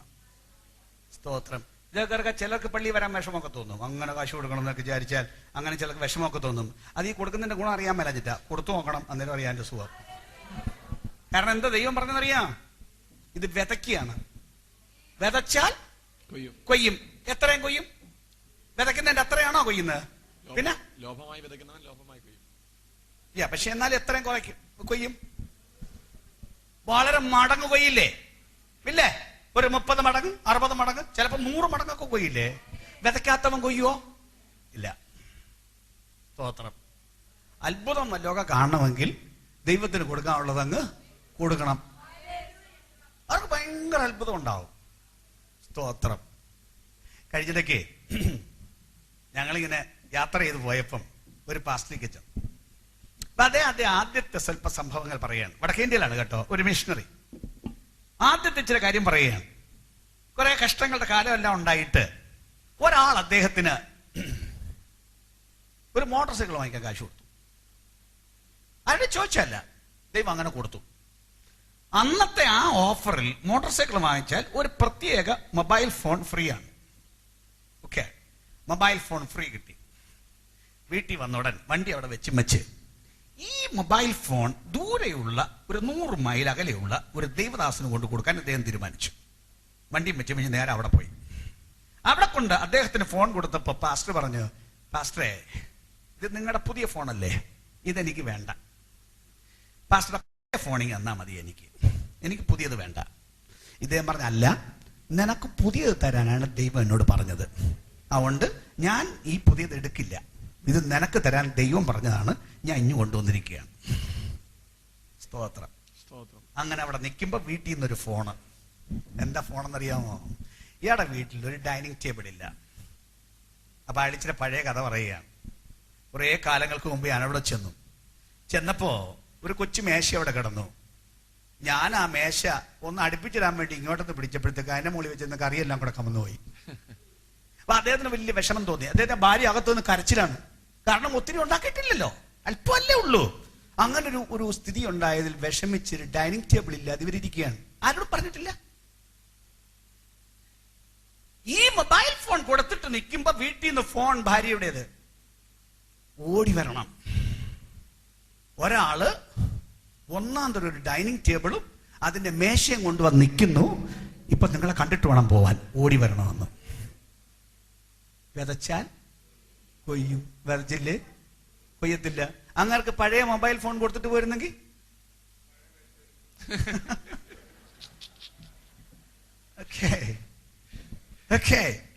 അപ്പൊ ഇവിടെ ആളുകൾക്ക് അങ്ങോട്ട് കാശ് കൊടുത്തുള്ള സംഗതി അല്ലിത്. ഇത് ദൈവത്തെ സേവിക്കാൻ ജനുവിനായി ഇറങ്ങിത്തിരിക്കുന്ന മാർഗമാണിത്. ഇത് ദൈവത്തിന്റെ വിടുതൽ അനുഭവിച്ച് കൃപ അനുഭവിച്ച് വരുന്ന മണ്ഡലമാണ്. എനിക്കെന്ത് കിട്ടുമെന്ന ചോദ്യവുമായിട്ടല്ല വരേണ്ടത്. എന്തെനിക്ക് കഷ്ടമുണ്ടായാലും നിന്നെ സേവിക്കും എന്ന് പറഞ്ഞ് ഇറങ്ങുന്ന ജനത്തിന് അതിന് അനുഗ്രഹം ഉണ്ടാകും. പക്ഷേ കഷ്ടമല്ല അവകാശം. കേട്ടോ, യേശു പറഞ്ഞു യോഹന്നാൻ 16:33, ലോകത്തിൽ നിങ്ങൾക്ക് കഷ്ടമുണ്ട്, എങ്കിലും ധൈര്യപ്പെടുവീൻ, ഞാൻ ലോകത്തെ ജയിച്ചിരിക്കുന്നു. ഞാൻ പറഞ്ഞതിന്റെ അർത്ഥം എന്താണ്? ദൈവ പൈതലിന് എന്നും കഷ്ടമെന്നാണോ? എന്നും ഞെരുക്കമെന്നാണോ? അല്ലെന്നേ. ഏത് കഷ്ടമുണ്ടായാലും ഞാൻ എടുത്തു പറയുന്നു, കഷ്ടമില്ലാത്ത ഒരാളും ഭൂമിയിലില്ല. എല്ലാ മനുഷ്യനും കഷ്ടമുണ്ട്. ഏത് പണക്കാരനും കഷ്ടമുണ്ട്, ഏത് മനുഷ്യനും കഷ്ടമുണ്ട്. അതിന്റെ മിക്കതിന്റെയും നടുവിൽ പ്രകൃതിയാതീതമായ വഴികൾ സാധാരണ മനുഷ്യനില്ല. എന്നാൽ ജീവനുള്ള ദൈവത്തെ സേവിക്കാൻ ഇറങ്ങിയവന് കഷ്ടത്തിന്റെ നടുവിൽ പ്രകൃതിയാതീത വഴി തുറക്കും. ഏത് കഷ്ടത്തിന്റെയും നടുവിൽ. ആമേൻ. അതിന്റെ പുറത്ത് ദണ്ഡിപ്പിക്കാൻ പിശാച് കയറി വന്നാൽ പാമ്പുകളെയും തേളുകളെയും ശത്രുവിന്റെ സകല ബലത്തെയും ചവിട്ടുവാൻ അധികാരം തന്നിരിക്കുന്ന ഒരു നാമമുണ്ട്. ആ നാമത്തിന്റെ ബലത്താൽ, അധികാരത്താൽ പിശാചിനെയും അവന്റെ പ്രവൃത്തികളെയും നിലത്ത് തള്ളിയിട്ട് ചവിട്ടി മെതിച്ച് അതിന്റെ പുറത്തുകൂടെ മാർച്ച് ചെയ്യുന്ന ആത്മീകമായ വലിയ ഒരു സംഭവമുണ്ട്. ആമേൻ. എന്ന് തന്നെയല്ല, 2 കൊരിന്ത്യർ 4-ാം അധ്യായം 17-ാം വാക്യം 18-ാം വാക്യം. 2 കൊരിന്ത്യർ 4:17-18. നൊടി നേരത്തേക്കുള്ള ഞങ്ങളുടെ ലഘുവായ കഷ്ടത്തെ എങ്ങനെയാണ് താൻ താരതമ്യപ്പെടുത്തുന്നത്? ഇപ്പോഴത്തെ സ്ഥിതിക്കല്ല, വരാനുള്ള വേറെ ലോകവുമായി താരതമ്യപ്പെടുത്തി നോക്കുകയാണ്. നോക്കിയിട്ട് പറയുകയാണ്, നൊടി നേരത്തേക്കുള്ള, ഇത്ര നേരത്തേക്കുള്ള ലഘുവായ കഷ്ടം. വലിയ കഷ്ടമാണ് അദ്ദേഹത്തിനുണ്ടായത്, കൊച്ചൊന്നുമല്ല. വലിയ വലിയ കഷ്ടങ്ങളുടെ ലിസ്റ്റ് അദ്ദേഹം പറയുന്നുണ്ട്. എല്ലാം നിരത്താൻ ഇപ്പൊ നേരമില്ല. ലഘുവായ കഷ്ടം അത്യന്തം അനവധിയായ തേജസ്സിന്റെ നിത്യഘനം ഞങ്ങൾക്ക് കിട്ടുവാൻ ഹേതുവാകുന്നു. സ്തോത്രം.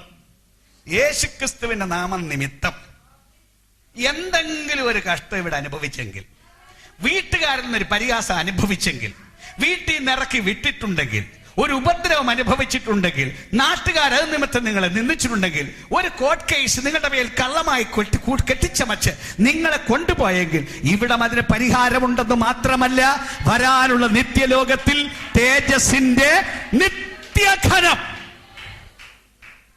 ഭയങ്കര വെയിറ്റ് ഉള്ള ഗിഫ്റ്റ് അവിടെ ചെല്ലുമ്പോ ഇതിനൊരുക്കി വെച്ചിട്ടുണ്ട്. അപ്പൊ കഷ്ടം അനുഭവിക്കും. സുഖല്ലേ? അല്ലേ? അല്പനേരത്തേക്കല്ലേ ഉള്ളൂ. നിങ്ങൾ അല്പനേരത്തേക്ക് നാനാ പരീക്ഷകളാൽ ദുഃഖിച്ചിരിക്കേണ്ടി വന്നാലും ഞങ്ങൾ ആനന്ദിക്കുന്നു. കാരണം വിട്ടുനിൽക്കുന്ന ദൈവകൃപ കണ്ട് ആളുകൾ അന്തം വിട്ട് നോക്കി നിൽക്കും. നമ്മുടെ കഷ്ടത കണ്ടിട്ട് ചിലപ്പോൾ ഭയങ്കര കഷ്ടങ്ങൾ വരും. പക്ഷെ അതിന്റെ നടുവിലും ഇതെല്ലാം കഴിഞ്ഞിട്ട് ഇവർ നിൽക്കുന്ന നിപ്പ് കണ്ടാൽ മ്ലാനവതരായിട്ടല്ല അവർ നിൽക്കുന്നത്, അവർ ചിരിച്ചുകൊണ്ട് നിൽക്കും. അപ്പോഴും അവരുടെ വീട്ടിൽ കയറിയാൽ സ്തുതിയുടെയും സ്തോത്രത്തിന്റെയും ശബ്ദമുണ്ട്. ബാക്കി വീട്ടുകൾ നെടുവീർപ്പുയരുമ്പോൾ, ആ വീട്ടിൽ ആനന്ദം കാണുമ്പോൾ നാട്ടുകാരൻ ചോദിക്കും, ഇവർക്കെന്താ ഒരു പക്ഷേ വട്ടാണോന്ന് തോന്നിപ്പോകും, പക്ഷെ വട്ടിന്റെ ഒരു ലക്ഷണവുമില്ലല്ലോ. അവിടെയുള്ള ദൈവപ്രവൃത്തി കണ്ടാൽ നാട്ടുകാരൻ പറയും, ഈ ജീവിതം കൊള്ളാം, സങ്കടത്തിന് നടുവിൽ ആനന്ദിക്കാനുള്ള മാർഗം ഇതെനിക്കും വേണം എന്ന് വിളിച്ചു പറയത്തക്കവണ്ണം ധൈര്യമായി മുന്നോട്ട് പോകൂ. കഷ്ടത്തെ പുച്ഛിച്ച് തള്ളരുത്, പരിഹസിച്ച് പറയരുത്, എനിക്ക് കഷ്ടം വേണ്ട എന്ന് പറയരുത്. ഒരു കാലത്ത് കുറെ വെളിപ്പാടുകൾ ദൈവം എനിക്ക് നൽകി. കുടുംബമായിട്ട് ഞങ്ങൾ ആ വെളിപ്പാടുകൾ അനുഭവിച്ചു. കുറെ കാലമെടുത്തു. അങ്ങനെ ഒത്തിരി വെളിപ്പാടുകൾ നൽകിയ കൂട്ടത്തിൽ ഈ കാര്യത്തെക്കുറിച്ച് പറഞ്ഞപ്പോ അവസാനം ഞാൻ ദൈവത്തോട് ഏറ്റു പറഞ്ഞു, ദൈവമേ, കഷ്ടം വേണ്ട എന്ന് ഒരിക്കലും ഇനി പറയത്തില്ല. അതൊരു ഭയങ്കര പ്രിവിലേജാണ്, പദവിയാണ് ഈ കഷ്ടം അനുഭവിക്കുക എന്ന് പറയുന്നത്. ഹല്ലേലൂയ. ഞാനേ ഒത്തിരി മലയാള പാട്ടും അത്ര കാര്യമായിട്ട് പാടത്തില്ല. എനിക്ക് പല പാട്ടും പാടുന്നതിന് ഇഷ്ടമില്ല. കഷ്ടം അങ്ങ് തീർത്ത് തരണേ എന്നുള്ള മിക്ക പാട്ടും എനിക്കിഷ്ടമല്ല. കാരണം ഞാൻ പഠിച്ച വേദശാസ്ത്രവും അതുമായിട്ട് പൊരുത്തപ്പെടുന്നില്ല. കഷ്ടം ഇതിന്റെ ഭാഗമാണെന്നും അത് സന്തോഷത്തോടെ അനുഭവിച്ചാൽ അതിന് പ്രതിഫലം ഉണ്ടെന്നുമാണ്. അല്ലാതെ എപ്പോഴും കിടന്ന് നെടുവീർപ്പിട്ട്, മുമ്പ് ഞാൻ രാവിലെ പറഞ്ഞതുപോലെ, കണ്ണുനീർ എന്ന് തീരുമോ, വേദനകൾ എന്ന് മാറുമോ, അങ്ങനൊന്നും വിഷമിക്കേണ്ട കാര്യമൊന്നുമില്ല. അതിനെ മുഴുവൻ, കണ്ണുനീരിനെ മുഴുവൻ വലിയ നദിയാക്കി തീർക്കുമെന്നാണ് സങ്കീർത്തനക്കാരൻ പറയുന്നത്. ദൈവത്തിന്റെ ചെല്ലാണ് വലിയ നദിയാക്കി തീർക്കും. കണ്ണുനീരങ്ങ് പൊങ്ങും, ഭയങ്കര ജലാശയമായി തീരും. ഞങ്ങൾ മുൻമഴയാൽ അത് അനുഗ്രഹപൂർണമായി തീരും. ഞങ്ങൾ ദൈവത്തിന്റെ സന്നിധിയിലേക്ക് കയറാൻ അതൊരു നദിയായി ഞങ്ങൾ നീന്തി അക്കരെ പോകുന്നു. അത്രയ്ക്ക് സുഖമാണെന്നത്. ആമേൻ. ബാക്കി വെളിപ്പാട് പുസ്തകം 2-ാം അധ്യായം ബാക്കി. ആത്മാവ് മരണപര്യന്തം വിശ്വസ്തനായിരിക്കാം, എന്നാൽ ഞാൻ ജീവകിരീടം നിനക്ക് തരും. വാഗ്ദത്തം, മരണപര്യന്തം വിശ്വസ്തനായിരിക്കുക. ഇത് മരണം വരെ എത്തിച്ചേക്കും, എന്നാലും പേടിക്കരുത്. ഞാൻ ജീവകിരീടം നിനക്ക് തരും. അതാണ് വാഗ്ദത്തം. ജീവകിരീടം നിനക്ക് തരും. ജീവകിരീടം നിനക്ക് തരും. ബാക്കിയോടെ വായിച്ചോളൂ, പിന്നെ വ്യാഖ്യാനിക്കാം. ആത്മാവ് സഭകളോട് പറയുന്നത് എന്തെന്ന് ചെവിയുള്ളവൻ കേൾക്കട്ടെ. അടുത്ത, ജയിക്കുന്നവന് 2-ാം മരണത്താൽ ദോഷം വരികയില്ല. ഈ പീഡയെയും ഈ കഷ്ടത്തെയും ജയിക്കുന്നവന് 2-ാം മരണത്താൽ ദോഷം വരില്ല. എന്താണ് 2-ാം മരണം? വെളിപ്പാട് പുസ്തകം 20-ാം അധ്യായം 14-ാം വാക്യം. വെളിപ്പാട് പുസ്തകം 20-ാം അധ്യായം 14-ാം വാക്യം. മരണത്തെയും പാതാളത്തെയും തീപ്പൊയ്കയിൽ തള്ളിയിട്ടു. ഈ തീപ്പൊയ്ക 2-ാമത്തെ മരണം. അപ്പൊ ജയിക്കുന്നവന് 2-ാം മരണത്താൽ ദോഷം വരില്ല. ഇവിടെ ശരീരത്തിൽ ചിലപ്പോൾ കൊന്നിരിക്കും, കേസ് വന്നിരിക്കും, പിടിച്ചെന്നിരിക്കും, സർക്കാർ അകാരണമായി വിധിച്ച് കൊന്നിരിക്കും. പക്ഷേ ഇതിനെ ജയിക്കുന്നവർക്ക്, ഈ പരീക്ഷയെ ജയിക്കുന്നവർക്ക് 2-ാം മരണത്താൽ ദോഷം വരില്ല എന്ന് പറഞ്ഞാൽ അവർ പാതാളത്തിൽ പോവില്ല. തീ പൊയ്കയാണ് 2-ാമത്തെ മരണം. അവസാനം മനുഷ്യൻ അനുഭവിക്കേണ്ടി വരുന്ന ശിക്ഷ, അതാണ് തീപ്പൊയ്ക. ഇവർക്ക് അതുണ്ടാവില്ല. അതിൽ നിന്ന് വിടുതലുണ്ടാവും. ക്രിസ്തുവേശുള്ളവർക്ക് ഇപ്പോൾ ഒരു ശിക്ഷാവിധിയും ഇല്ല. അത് മാറിപ്പോയി. ക്രിസ്തുവിലേക്ക് വന്നാൽ പാതാളത്തെ വിട്ട് ഒഴിഞ്ഞു പോകും. ഇനിയും അതിന്റെ ഒരു സ്ഥിതി നോക്കൂ. ഇവിടെ ദൈവത്തെ സേവിക്കാൻ പോയാൽ ലോകം പറയുന്നു കൊല്ലും, പിശാച് പറയുന്നു കൊല്ലും. അത് പേടിച്ച് നിങ്ങൾ ദൈവത്തെ സേവിക്കണ്ടെന്ന് വിചാരിച്ചാൽ, അല്ല, നിങ്ങൾക്ക് ലോകം അവസാനം എന്തോ തന്നു വിടും. അവസാനം നമുക്ക് തരാൻ ലോകത്തിന്റെ കയ്യിൽ എന്താ സാധനം ഉള്ളത്? മരണമേ ഉള്ളു ലോകത്തിന്റെ കയ്യിൽ. അല്ലാതെ ആരെങ്കിലും ലോകം വിട്ടുപോയത് നിങ്ങൾ കണ്ടിട്ടുണ്ടോ? മരണത്താൽ അല്ലാതെ വിട്ടുപോയത് കണ്ടിട്ടുണ്ടോ? അവസാനം ലോകത്തിന് തരാനുള്ള സാധനം മരണം. ഏത് മനുഷ്യനും കൊടുക്കാനുള്ള സാധനം മരണം, അല്ലേ? സ്തോത്രം, സ്തോത്രം. എന്നാ നേരത്തെ കൊല്ലുമെന്നവർ പറഞ്ഞാൽ, ഇവിടെ പറയുന്നത് നീ കൊന്നാൽ ഇവിടെ വെച്ച് നിന്റെ സുഖം വേണമെന്ന് പറഞ്ഞ് നടക്കുന്നവനും നീ കൊന്നേ വിടുള്ളൂ. അവൻ അവസാനം 2-ാം മരണവും കൂടെ അനുഭവിക്കും. സ്തോത്രം.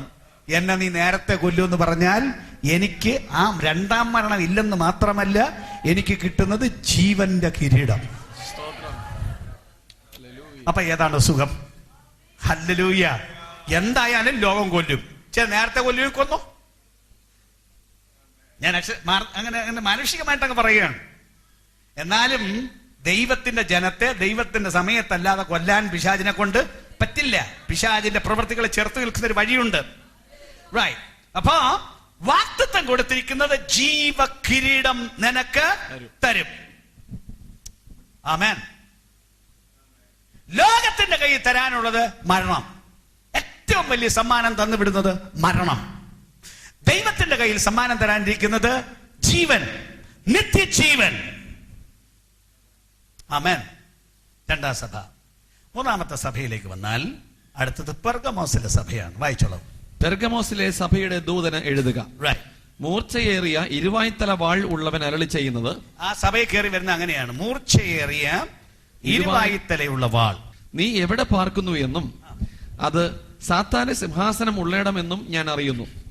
നീ എന്റെ നാമം മുറുകെ പിടിച്ചിരിക്കുന്നു.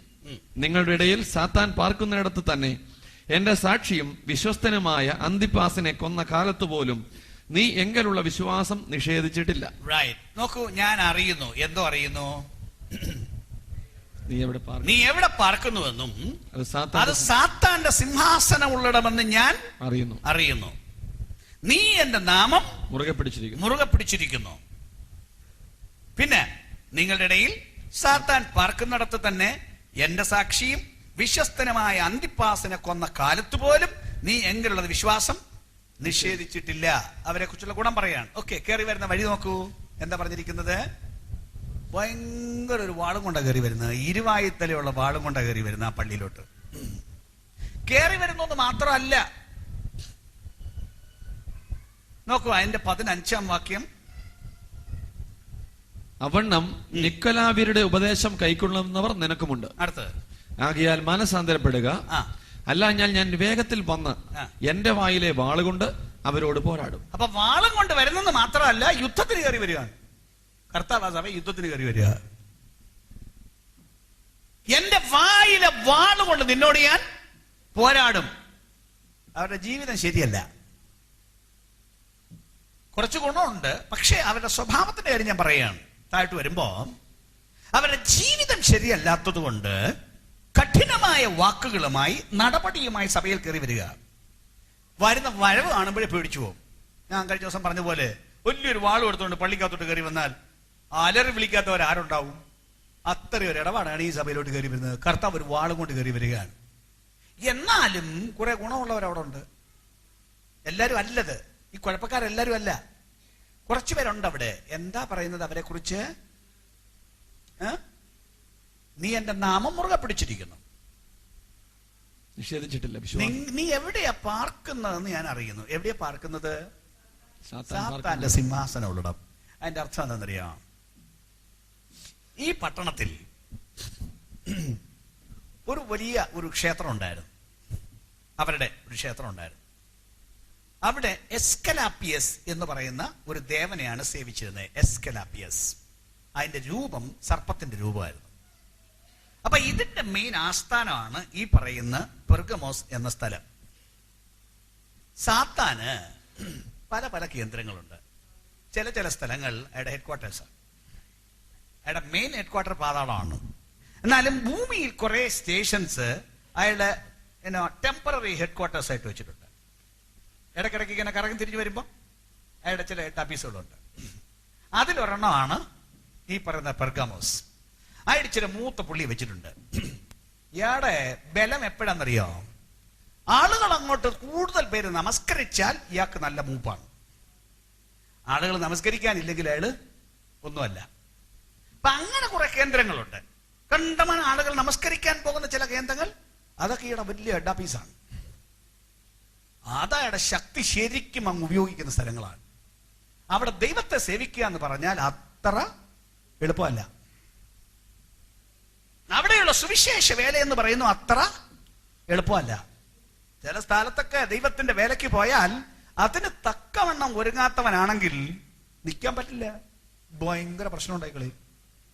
ചില നാട്ടിലൊക്കെ വിശ്വാസത്തിൽ നിൽക്കുന്ന വലിയ പാടാണ്. പാടെന്ന് പറഞ്ഞാൽ ചിലപ്പോൾ ദണ്ഡനം കൊണ്ടുവരും, വീടുകളിൽ ഉപദ്രവം കൊണ്ടുവരും. മാനുഷികമായി മാത്രമല്ല പലതര ദണ്ഡനങ്ങൾ ശരീരത്തിന് സുഖമില്ലാതാക്കും, പ്രശ്നങ്ങൾ ഉണ്ടാക്കും. എപ്പോഴും ഒരു അസ്വസ്ഥത ഇല്ലെങ്കിൽ മറ്റൊരു അസ്വസ്ഥത, ഇങ്ങനെ ഒന്നിന് പിന്നാലെ ഒന്നായി പല പ്രശ്നങ്ങൾ കൊണ്ടുവരും. അപ്പൊ ആ ദേശത്ത് നിൽക്കുന്നത് തന്നെ പാടാണ്. കാരണം അയാളുടെ ഡാപ്പീസാണ്. അയാളുടെ ശക്തി ശരിക്കും അവിടെ കൊണ്ടുവന്ന് സ്ഥാപിക്കുന്ന ഇടമാണ്. ഞാൻ ഒന്നുകൂടെ പറയാൻ, അങ്ങനെയുള്ള കേന്ദ്രങ്ങളിൽ നിൽക്കാൻ വലിയ പാട് തോന്നും. എന്നാൽ അവിടെ നിൽക്കാൻ വഴിയുണ്ട്. അത് വേറൊരു ഭാഗം. അത് നല്ലപോലെ ആത്മയുദ്ധം പഠിക്കണം. സ്തോത്രം. അതിന് വേറൊരു പാഠമുണ്ട്, ആത്മയുദ്ധം. ആത്മയുദ്ധത്തിൽ ദൈവത്തിന്റെ പൈതൽ അറിയണം, മുഴുപാതാളം ഒന്നിച്ചടയോ വന്നാലും ദൈവത്തിന്റെ പൈതലിനെ ജയിക്കാൻ പറ്റത്തില്ല. കാരണം എന്റെ കർത്താവ് പാതാളത്തെ ജയിച്ചു, പിശാചിനെ തോപ്പിച്ചു, വാഴ്ചകളെയും അധികാരങ്ങളെയും ആയുധവർഗം വെപ്പിച്ചു, ക്രൂശിൽ അവരുടെ മേൽ ജയ ഉത്സവം കൊണ്ടാടി.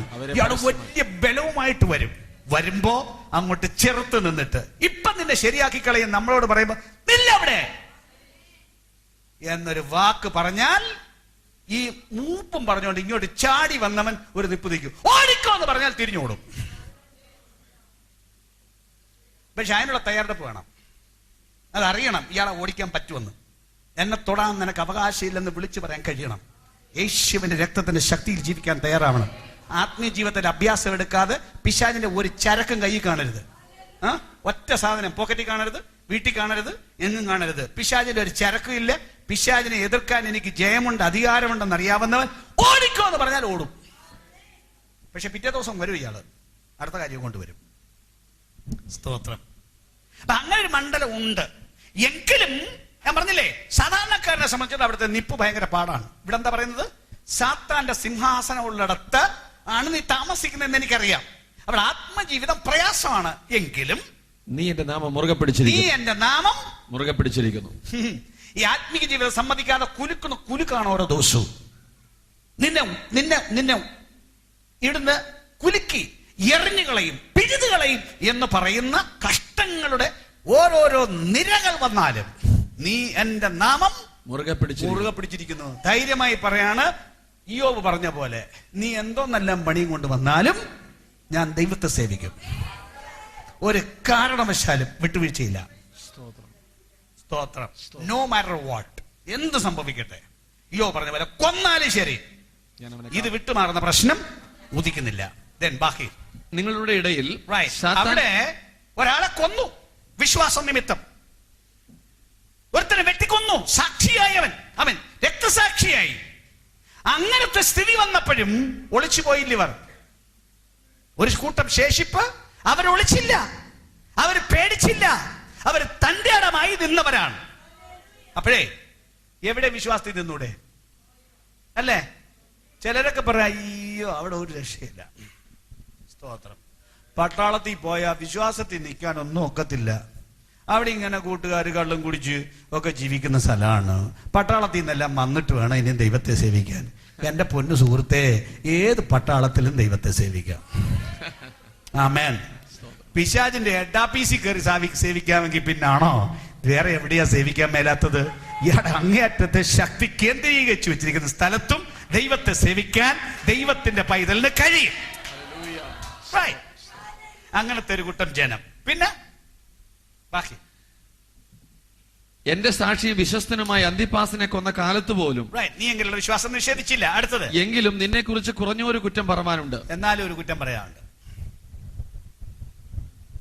ഇസ്രായേൽ മക്കൾ വിഗ്രഹാർപ്പിതം തിന്നേണ്ടതിനും ദുർനടപ്പ് ആചരിക്കേണ്ടതിനും അവരുടെ മുൻപിൽ ഇടർച്ച വയ്പാൻ ബാലാക്കിന് ഉപദേശിച്ചു കൊടുത്ത ബിലെയാമിന്റെ ഉപദേശം പിടിച്ചിരിക്കുന്നവർ അവിടെ നിനക്കുണ്ട്.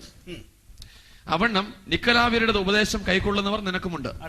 ആകയാൽ മനസാന്തരപ്പെടുക, അല്ല ഞാൻ വേഗത്തിൽ വന്ന് എന്റെ വായിലെ വാളുകൊണ്ട് അവരോട് പോരാടും. കണ്ടില്ലേ? ദൈവം വന്നിട്ട് നിന്നെ ഞാൻ വാള് കൊണ്ട് പൊരുത്, നിന്നെ വെട്ടിക്കളയും എന്ന് പറയത്തക്കോണുള്ള കുഴപ്പമുണ്ട് ഇതിനകത്ത്.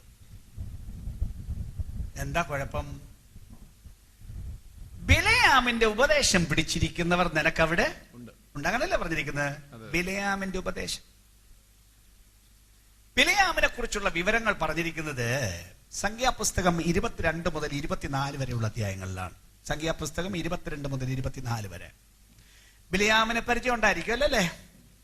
ബിലിയാം ഒരു പ്രവാചകനായിരുന്നു. അദ്ദേഹം കള്ളപ്രവചനം നടത്തുമായിരുന്നില്ല. പ്രവചിക്കുന്നതെല്ലാം സത്യപ്രവചനമാണ്. പ്രവാചകന്മാര് ഒരു വലിയ ശുശ്രൂഷയാണ് ഈ പ്രവാചക ശുശ്രൂഷ എന്ന് പറയുന്നത്. ദൈവത്തിങ്കിൽ നിന്ന് കേട്ട് കൃത്യമായി ആ അരുളപ്പാട് മനുഷ്യരോട് പറയുന്ന ജോലിയാണ് പ്രവാചകനുള്ളത്.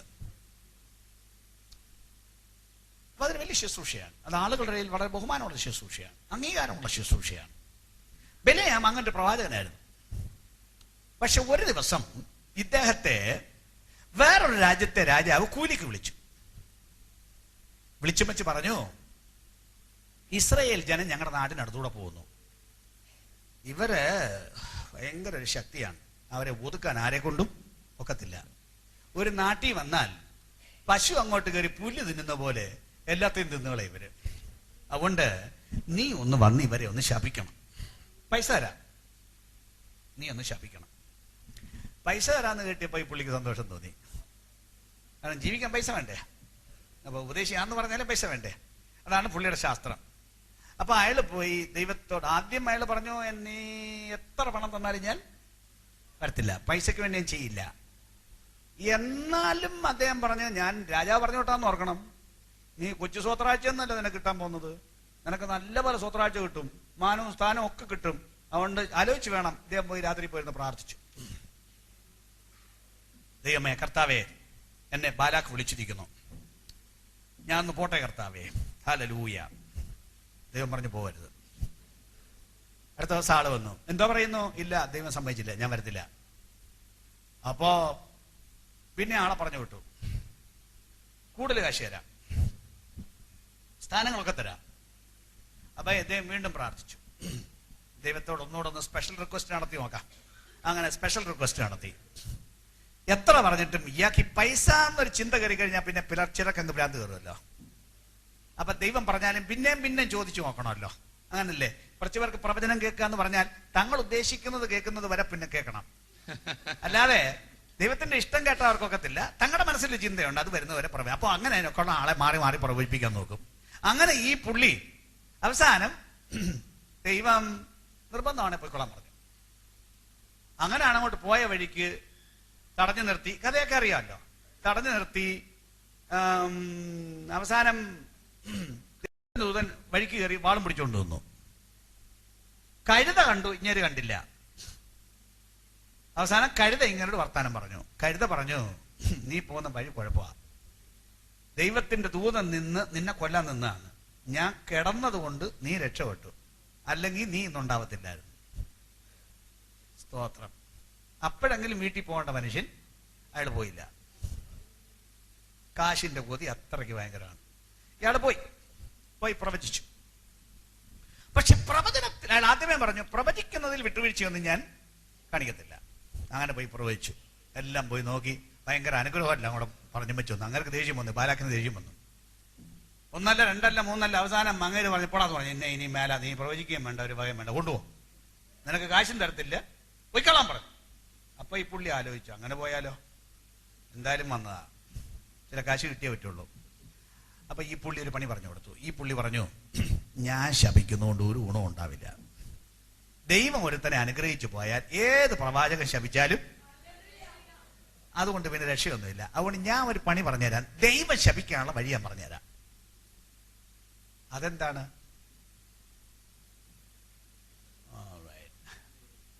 അതിന് വഴി അദ്ദേഹം പറഞ്ഞു കൊടുത്തത്, അതെ, ദൈവത്തിന് ഒരു നിയമമുണ്ട്. ദൈവത്തിന്റെ നിയമം അനുസരിച്ച് ദൈവത്തെ മാത്രമേ നമസ്കരിക്കാവൂ, വേറെ ആരെയും നമസ്കരിച്ചുകൂടാ. പിന്നെ ഭക്ഷണം കഴിക്കുന്ന കാര്യത്തിൽ ദൈവത്തിന് ചില കർശനങ്ങളുണ്ട്. അത് ഈ വിഗ്രഹത്തിന് കൊടുത്തതൊന്നും ദൈവത്തിന്റെ ആളുകൾ കഴിച്ചുകൂടാന്ന് കർശന നിയമമുണ്ട്. വിഗ്രഹത്തിന് കൊടുത്തതെന്ന് പറഞ്ഞാൽ തിരിയുമോ? ഈ കുറെ ആളുകൾക്ക് ആദ്യം ഈ ആഹാരം എടുത്തും വെച്ച് ഒരംശം അവരുടെ ദൈവത്തിന് കൊടുത്തിട്ട് വേണം വിളമ്പാൻ. അപ്പൊ ദൈവത്തിന് കൊടുക്കാതെ അവര് വിളമ്പത്തില്ല. അപ്പൊ ആദ്യം ദൈവത്തിന്റെ മുമ്പിൽ കൊണ്ടുവച്ച് കൊടുക്കും. അത് കഴിഞ്ഞിട്ട് ബാക്കിയാണ് വിളമ്പുന്നത്. അത് നമ്മുടെ ദൈവത്തിന് പണക്കാം, ജീവനുള്ള ദൈവത്തിന് പേക്കാം. കാരണം ആരാ സത്യദൈവം? അവിടുന്ന് ഒരാളേ ഉള്ളൂ. അപ്പൊ അതിന്റെ പേര് വിഗ്രഹാർപ്പിതം എന്നാണ്. അത് തിന്നാൽ ദൈവം പണങ്ങും. ഇതുവരെയുള്ള കർശന നിയമമാണ്. അത് ഈ ബിലയാമിനറിയാം. ഞാൻ പറഞ്ഞത് മാത്രമല്ല, ഇച്ചിരി ബാക്കി ഒന്ന് വായിച്ചേക്കാവാം. പുറപ്പാട് പുസ്തകം 34 അധ്യായം 15 വാക്യം 16 വാക്യം. ആ ദേശത്തിലെ നിവാസികളോട് ഉടമ്പടി ചെയ്യുകയും അവരുടെ ദേവന്മാരോട് അവർ പരസംഗം ചെയ്ത് അവരുടെ ദേവന്മാർക്ക് ബലി കഴിക്കുമ്പോൾ നിന്നെ വിളിക്കുകയും നീ ചെന്ന് അവരുടെ ബലികൾ തിന്നുകയും അവരുടെ പുത്രിമാരിൽ നിന്ന് നിന്റെ പുത്രന്മാർക്ക് ഭാര്യമാരെ എടുക്കുകയും അവരുടെ പുത്രിമാർ തങ്ങളുടെ ദേവന്മാരോട് പരസംഗം ചെയ്യുമ്പോൾ നിന്റെ പുത്രന്മാരെ കൊണ്ട് അവരുടെ ദേവന്മാരോട് പരസംഗം ചെയ്യിക്കുകയും ചെയ്യുവാൻ ഇടവരരുത്. കർശന നിയമം കൊടുത്തതാണ്. 2 കാര്യമാണ്. നിന്റെ വീട്ടിലെ ആമ്പിള്ളേർ പോയി അവിടുത്തെ പെമ്പിള്ളേരെ കെട്ടരുത്. ദൈവമക്കളല്ലാത്ത അന്യജാതിക്കാരുടെ വീട്ടിലെ പെമ്പിള്ളേരെ കെട്ടിക്കൊണ്ട് വരരുത്. വന്നാൽ കുഴപ്പമുണ്ടാവും. പെണ്ണ് പറയുന്നതിൽ ആണ് പോവും. അങ്ങനെയാണ് ഭൂമിയുടെ ചരിത്രം. അങ്ങനെയാണ് പണ്ട് തൊട്ട് ഇന്ന് വരെ ചരിത്രം അതാണ്. അങ്ങനെ കൊണ്ടുപോകരുത്. അപ്പൊ പെണ്ണിനെ കൊണ്ടുവരുതെന്ന് മാത്രമല്ല, ഇവിടുത്തെ പെണ്ണിനെ അങ്ങനെ കെട്ടിച്ചു കൊടുക്കുകയും ചെയ്യരുത്. രണ്ടുമുണ്ട്, കർശനമുണ്ട്. പിന്നെ ബലികൾ തിന്നാൻ പോകരുത്. അപ്പൊ കല്യാണ കാര്യത്തിൽ കർശനം പാലിക്കണം. ആരാധന കാര്യത്തിലും ഈ ഭക്ഷണ കാര്യത്തിലും വിട്ടുവീഴ്ച ചെയ്യാൻ പാടില്ല. ദൈവത്തിന്റെ കർശന നിയമമാണ്. ആവർത്തിച്ച് പല ഭാഗങ്ങൾ പറഞ്ഞിട്ടുണ്ട്. എല്ലാ വാക്കും കൂടെ പറയുന്ന നേരം അല്ലല്ലോ ഇപ്പോഴാ. റൈറ്റ്. അപ്പൊ ബിലയാം പറഞ്ഞു കൊടുത്തത് എന്താണെന്നറിയാം? ഞാൻ ഒരു പണി പറഞ്ഞുതരാം. അതെന്താന്ന് വെച്ചാൽ ഒന്ന് വായിച്ചിട്ട് പറയാം. സംഖ്യാപുസ്തകം 31 അധ്യായം.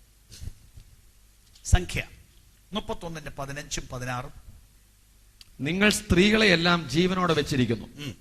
ഇവരത്രേ പെയോരിന്റെ സംഗതിയിൽ ബിലയാമിന്റെ ഉപദേശത്താൽ ഇസ്രായേൽ മക്കൾ യഹോവയോട് ദ്രോഹം ചെയ്യുവാനും. കണ്ടില്ലേ? ബിലയാമിന്റെ ഉപദേശത്താൽ, അങ്ങനല്ലേ പറഞ്ഞിരിക്കുന്നത്? ബിലയാമിന്റെ ഉപദേശത്താൽ ഇസ്രായേൽ മക്കൾ യഹോവയോട് ദ്രോഹം ചെയ്യാൻ സംഗത വരുത്തിയത് ഇവരാണ്. ഇനി ബിലയാമിന്റെ ഉപദേശം എന്താണ്? നമ്മൾ വെളിപ്പാട് പുസ്തകത്തിൽ വായിച്ചിടത്ത് തന്നെ പറഞ്ഞിരിക്കുന്നു. എന്താണ് ബിലയാമിന്റെ ഉപദേശം? 2 കാര്യമാണ്. എന്താണ്? വിഗ്രഹാർപ്പിതം തിന്നുക, ദുർനടപ്പ് ആചരിക്കുക എന്ന് പറഞ്ഞാൽ ഇവിടെ ഈ പറഞ്ഞ കാര്യം. അവിടുന്ന് പോയി കെട്ടരുത്, വിഗ്രഹാർപ്പിതം തിന്നരുത്, ഈ 2 കാര്യം. അപ്പൊ ബിലയാം പറഞ്ഞു കൊടുക്കുകയാണ്, ഞാൻ ഒരു പണി പറഞ്ഞുതരാം. അതെന്താന്ന് വെച്ചാൽ, ഇസ്രായേൽ ഇങ്ങോട്ട് വരികയല്ലേ, അപ്പോഴേ നിങ്ങൾ ഇവരെ പാർട്ടിക്ക് വിളിക്കണം. ഞാൻ ഇന്നത്തെ ഭാഷയ്ക്ക് പറയാം, പാർട്ടിക്ക് വിളിക്കണം. തിന്നാൻ വിളിച്ചാൽ ഇഷ്ടമില്ലാത്ത മനുഷ്യനാരാ? തീറ്റി ഇഷ്ടം പോലെ ഇനി ഉണ്ടെന്ന് പറഞ്ഞാലും വല്ലവരും പാർട്ടിക്ക് വിളിച്ചാൽ നമ്മൾ പോകത്തില്ലേ? പണക്കാരാന്നേലും പോകത്തില്ലേ? അങ്ങനെ ഒരു വശ്യത ഈ തീറ്റിക്കൊണ്ട്. അപ്പൊ അവരോട് പറഞ്ഞു, പാർട്ടി വെക്കണം. പാർട്ടി വെക്കുമ്പോ അവരെ വിളിച്ചാൽ അവര് വരും. അത് മനുഷ്യന്റെ പ്രശ്നമാണ്, അവര് വരും. അപ്പൊ നിങ്ങളുടെ ആഹാരം ഞാൻ മുമ്പ് പറഞ്ഞതുപോലെ ദേവന് കൊടുത്തതിന്റെ ബാക്കിയാ. ഇതവര് തിന്നു കഴിയുമ്പോഴത്തേക്ക് അവരുടെ ദൈവം അവരോട് കോപിക്കും. അപ്പൊ നമ്പർ 1. നമ്പർ 2, ഈ പിള്ളേർ വരുമ്പോ നിങ്ങളുടെ പെൺപിള്ളാരെ നല്ല സെക്സി ആയിട്ട് ഡ്രസ് ചെയ്ത് ഒരുക്കി നിർത്തി, ഞാൻ ഇന്നത്തെ ഭാഷയ്ക്ക് പച്ചക്കങ്ങ് പറയാം, സെക്സി ആയിട്ട് ഒരുക്കി നിർത്തിയേക്കണം. ഏത് ചെറുക്കൻ കണ്ടാലും നിങ്ങളുടെ പെണ്ണിന്റെ മേൽ കണ്ണുവെക്കണം. അവന് ഇഷ്ടപ്പെടത്തക്കോണം, അവനെ വശീകരിക്കത്തക്കോണം നിർത്തണം. പിന്നെ ഏതൊരു പെണ്ണിനെ പിടിച്ചോണ്ട് പോയാലും വിട്ടേക്കണം. മിണ്ടിയേക്കരുത്, എതിര് പറഞ്ഞേക്കരുത്. ഇവൾ ഒരുത്തി അവിടെ ചെന്നേച്ചാ മതി, ഇതെല്ലാം കൂടെ മുടിഞ്ഞോടും. ഇതാണ് ഉപദേശം 2. പിശാചിന്റെ 2 ഉപദേശമാണ്. വലിയ ഉപദേശമാണ്. കേക്കണേ. ഈ ബിലയാം പറഞ്ഞതുപോലെ തന്നെ അവർ ചെയ്തു. അവര് പെരുന്നാൾ വെച്ചു, ഇവരെ ഊണിന് വിളിച്ചു, ഇവര് വന്നു, സുഖമായിട്ട് തിന്നിട്ട് പോയി. വന്നപ്പോ ഈ പറഞ്ഞതുപോലെ പെൺപിള്ളേരെ ആകർഷകമായി വസ്ത്രധാരണം ചെയ്ത് നിർത്തിയിരുന്നു. അവനവന് തോന്നിയതിനെ പിടിച്ചോണ്ട് പോയി, ഇവര് കൊടുത്തും വിട്ടു. അങ്ങോട്ട് എന്നപ്പോഴത്തേക്ക് ഒറ്റ ദിവസം കൊണ്ട് 24,000 എണ്ണം ഇസ്രയേലിൽ ചത്തു. ഒറ്റ ദിവസം കൊണ്ട് 24,000 people died one day. ദൈവം കോപിച്ചു. അപ്പൊ എന്താ ബിലയാമിന്റെ ഉപദേശം? ബിലയാമിന്റെ ഉപദേശം എന്ന് പറഞ്ഞാൽ, അങ്ങനെ നിങ്ങൾ വലിയ ജീവിതത്തിന് വലിയ കർശനമൊന്നും വെക്കരുതെന്നേ. എന്തോന്ന് വിശുദ്ധി? ഭൂമിയിലല്ലേ ജീവിക്കുന്നത്? ഭൂമിയിൽ ജീവിക്കുമ്പോൾ നിങ്ങൾ ഈ പറയുന്ന അങ്ങനെയുള്ള വിശുദ്ധി ഒന്നും അത്ര എളുപ്പമുള്ള കാര്യമൊന്നുമല്ല. വല്ലതൊക്കെ തിന്നണമെന്നേ, സുഖമായിട്ട് തിന്നണം. കല്യാണക്കാര്യം എന്നൊക്കെ പറഞ്ഞാൽ ഇപ്പൊ എപ്പോഴും അങ്ങ് വലിയ ആത്മീയം എല്ലാം പറഞ്ഞു നടന്നാലും കല്യാണക്കാര്യം നടക്കില്ല. ഇന്നത്തെ ഭാഷയ്ക്കൊക്കെ ഞാൻ ചില വർത്താനം പറയാം. ഇന്നത്തെ കാലത്ത് പഠിച്ച കാലമൊക്കെ അല്ലേ, പഠിച്ച കാലത്ത് പഠിച്ച പണി നല്ല പഠിച്ച ചേർക്കാനൊക്കെ കിട്ടണ്ടേ, വേണ്ടേ? അപ്പൊ അതിനുള്ള പിള്ളേർ നിങ്ങളുടെ കണ്ടെന്നിരിക്കില്ല. അതൊക്കെ വേറെ ഒരിടത്തൊക്കെ നോക്കണമെന്നേ. എന്തോന്ന് ഇത്ര നിങ്ങൾ വല്ല ആത്മീയമൊക്കെ പറയുന്നത്? ആത്മീയമൊക്കെ പിന്നുണ്ടാവും. പിള്ളേർക്ക് ചേരുന്ന ചെറുക്കനെ വേണ്ടേ, ചെറുക്കന് വരുന്ന പെണ്ണിനെ വേണ്ടേ? എവിടെ കിട്ടുമെന്ന് വെച്ചാൽ അവിടെ പോയി നോക്കണം. അല്ല നിങ്ങൾ സ്വോത്രം പറഞ്ഞുകൊണ്ടിരുന്നാ വല്ലോ കാര്യം നടക്കുവോ? എന്തോന്ന് വേർപാടെന്ന് അവര് കുറെ ഉപദേശം കൊണ്ടിറങ്ങിയിരിക്കുന്നു. വേർപാട്, ഇതാണ് ബിലയാമിന്റെ ഉപദേശം. അങ്ങനെ വലിയ വേർപാടെന്നും പറഞ്ഞ ഉപദേശമൊന്നും ഒക്കില്ല. ലോകത്ത് ജീവിക്കുമ്പോൾ ലോകത്തിനൊത്ത് ജീവിക്കണം, അതാണ് സംവിധാനം. പക്ഷേ ഞാൻ പറയുന്ന ദൈവം, ഈ വേദപുസ്തകം പറയുന്ന ദൈവം കർശന ഉപദേശക്കാരനാണ്, വിട്ടുവീഴ്ചയില്ലാത്ത ഉപദേശക്കാരനാണ്. വേർപാടെന്ന് പറഞ്ഞാൽ ദൈവത്തിന് പണ്ട് കാലം തൊട്ട് നിത്യകാലം വരെ നിർബന്ധമാണ്, അല്ലേ? ദൈവം വെളിച്ചവും ഇരുട്ടും തമ്മിൽ വേർതിരിച്ചില്ലേ? ഇസ്രായേലിന് കർശനമായി കൊടുത്ത നിയമമല്ലേ ഞാൻ പറഞ്ഞത്? വേർപാട്. 2 കൊരിന്ത്യർ 6-ാം അധ്യായം 14 മുതൽ ഒന്ന് വായിക്കണം. 2 കൊരിന്ത്യർ 6-ാം അധ്യായം 14 മുതൽ 7-1 വരെ. നിങ്ങൾ അവിശ്വാസികളോട് കർശന നിയമം. അവിശ്വാസികളോട് ഇണയില്ലാപ്പണ കൂടരുത്. പിന്നെ നീതിക്കും അധർമ്മത്തിനും, ന്യായം പറയാണ്, നീതിക്കും അധർമ്മത്തിനും തമ്മിൽ എന്തൊരു ചേർച്ച. വെളിച്ചത്തിന് ഇരുളോട് എന്തോട് കൂട്ടായ്മ. വെളിച്ചം ഇതിലും തമ്മിൽ വല്ല ബന്ധമുണ്ടോ? ഒന്നുമില്ലല്ലോ. പിന്നെ ക്രിസ്തുവിനും ബലിയാലിനും തമ്മിൽ, വിഗ്രഹവും തമ്മിൽ എന്ത് സാമ്യം? അല്ല വിശ്വാസിക്ക് അവിശ്വാസിയുമായി എന്തോ. അങ്ങനെയാണെങ്കിൽ വിശ്വാസിക്ക് അവിശ്വാസിയുമായി എന്ത്? ഓഹരി. ദൈവാലയത്തിന് വിഗ്രഹങ്ങളോട് എന്ത് യോജിക്കും? ദേവാലയത്തിൽ വിഗ്രഹം ഉണ്ടോ? പാടില്ലല്ലോ. നാം ജീവനുള്ള ദൈവത്തിന്റെ ആലയമല്ലോ. നിങ്ങൾ ജീവനുള്ള ദൈവത്തിന്റെ ആലയമല്ലോ. അതുകൊണ്ട് ഞാൻ അവരിൽ വസിക്കുകയും അവരുടെ ഇടയിൽ നടക്കുകയും ചെയ്യും. അടുത്ത്, ഞാൻ അവർക്ക് ദൈവവും അവർ എനിക്ക് ജനവുമാകുമെന്ന് ദൈവം അരുളി ചെയ്തിരിക്കുന്നുവല്ലോ. അതുകൊണ്ട് അവരുടെ നടുവിൽ നിന്ന് പുറപ്പെട്ട് വേർപെട്ടിരിപ്പീൻ എന്ന് കർത്താവ് അരുളി ചെയ്തു. ലിസൺ, അവരുടെ നടുവിൽ നിന്ന് പുറപ്പെട്ട് വേർപെട്ടിരിപ്പീൻ. ബാക്കി അശുദ്ധമായതൊന്നും തുടരരുത്. എന്നാൽ ഞാൻ നിങ്ങളെ കൈക്കൊണ്ട് നിങ്ങൾക്ക് പിതാവായിരിക്കും, നിങ്ങൾ എനിക്ക് പുത്രന്മാരും പുത്രിമാരുമായിരിക്കും എന്ന സർവശക്തനായ കർത്താവ് അരുളി ചെയ്യുന്നു. പ്രിയമുള്ളവരെ, ഈ വാഗ്ദത്തങ്ങൾ നമുക്കുള്ളത് കൊണ്ട് നാം ജഡത്തിലെയും ആത്മാവിലെയും സകല കന്മഷവും പോക്കി നമ്മെ തന്നെ വെടിപ്പാക്കി ദൈവഭയത്തിൽ വിശുദ്ധിയെ തികച്ചുകൊള്ളുവീൻ. ആമേൻ. ദൈവ വെളിപ്പാടിന്റെ ഏറ്റവും പ്രധാനമായ വെളിപ്പാട് ലേവ്യ പുസ്തകം 19-ാം അധ്യായം 2-ാം വാക്യം. ഞാൻ വിശുദ്ധനാകിയാൽ നിങ്ങളും വിശുദ്ധരായിരിപ്പീൻ. 1 പത്രോസ് 1-ാം അധ്യായം 15-16 വാക്യം. പണ്ട് നിങ്ങളുടെ അജ്ഞാനകാലത്തുണ്ടായിരുന്ന മോഹങ്ങളെ മാതൃകയാക്കാതെ നിങ്ങളെ വിളിച്ച വിശുദ്ധനൊത്തവണ്ണം എല്ലാ നടപ്പിലും വിശുദ്ധരായിരിപ്പീൻ.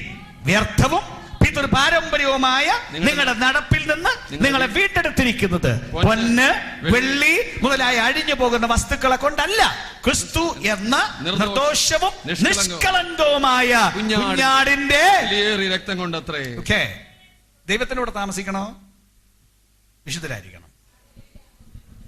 സ്തോത്രം. ഹല്ലേലൂയ. Simple truth. ഞാൻ നാടൻ മലയാളത്തിൽ പറഞ്ഞ ദൈവം ഭയങ്കര വിശുദ്ധനാണ്, ഭയങ്കര വൃത്തിക്കാരനാണെന്ന് നമുക്കറിയാവുന്ന ഭാഷയ്ക്ക് പറയാം. ദൈവത്തിന് ഭയങ്കര വൃത്തിയാ. അപ്പോ വൃത്തിയുള്ളവർക്കല്ലേ ദൈവത്തിനോട് താമസിക്കാൻ പറ്റുള്ളൂ, അല്ലേ? വൃത്തിയില്ലാത്തവനെ ദൈവത്തിന്റെ വീട്ടിൽ അങ്ങനെ കയറ്റും? മുഴുവൻ ചവിട്ടി തേച്ച് നശിപ്പിക്കത്തില്ലേ? സ്തോത്രം.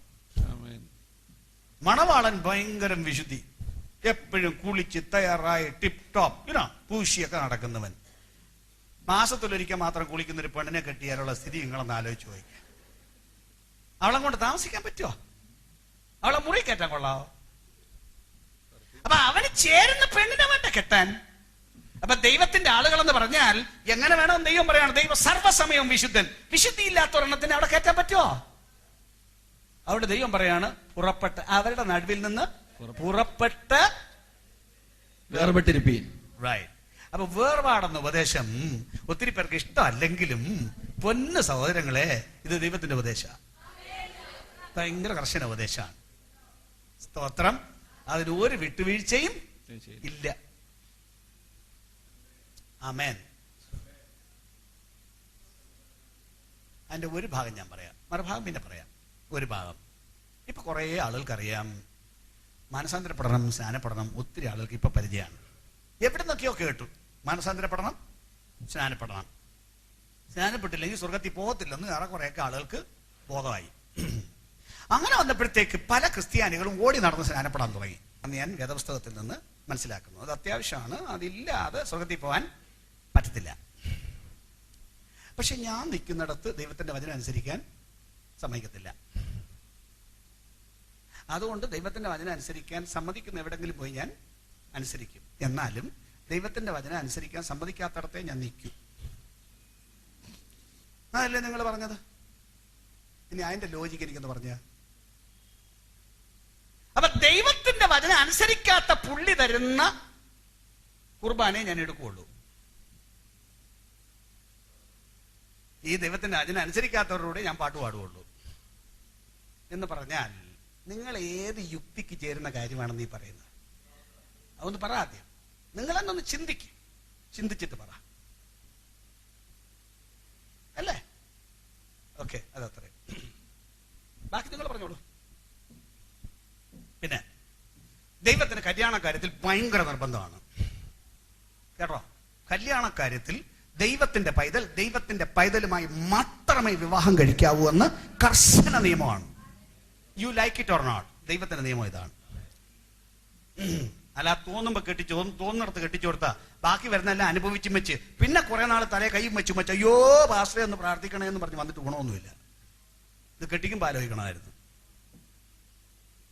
ഞാൻ ഉള്ള പറയുക, ദൈവത്തിന്റെ വചനത്തിന് വിപരീതമായി പോയി ദൈവത്തിന്റെ കയ്യിൽ നിന്ന് വാച്ച് കെട്ടരുത്. സ്തോത്രം. എന്നാലും കുറെ പേർ അങ്ങനെ തന്നെ പോകും. അങ്ങനെ തന്നെ പോകുമ്പോ ദൈവം എന്തെന്നറിയാം, ചിലരെ അടിക്കുന്നത് അങ്ങ് നിർത്തും. അങ്ങനെയാണ് റോമാലേഖനം 1-ാം അധ്യായം പറയുന്നത്. അടിക്കുന്നത് അങ്ങ് നിർക്കും. അടിക്കുന്നത് അങ്ങ് നിർത്തി വെച്ച് എനിക്ക് ഇഷ്ടമുള്ള വഴിക്ക് പോയിക്കോളാൻ പറയും. അതെന്തിനാണെന്നറിയോ? അവസാനം നിന്നെ പിടിച്ചോളാം.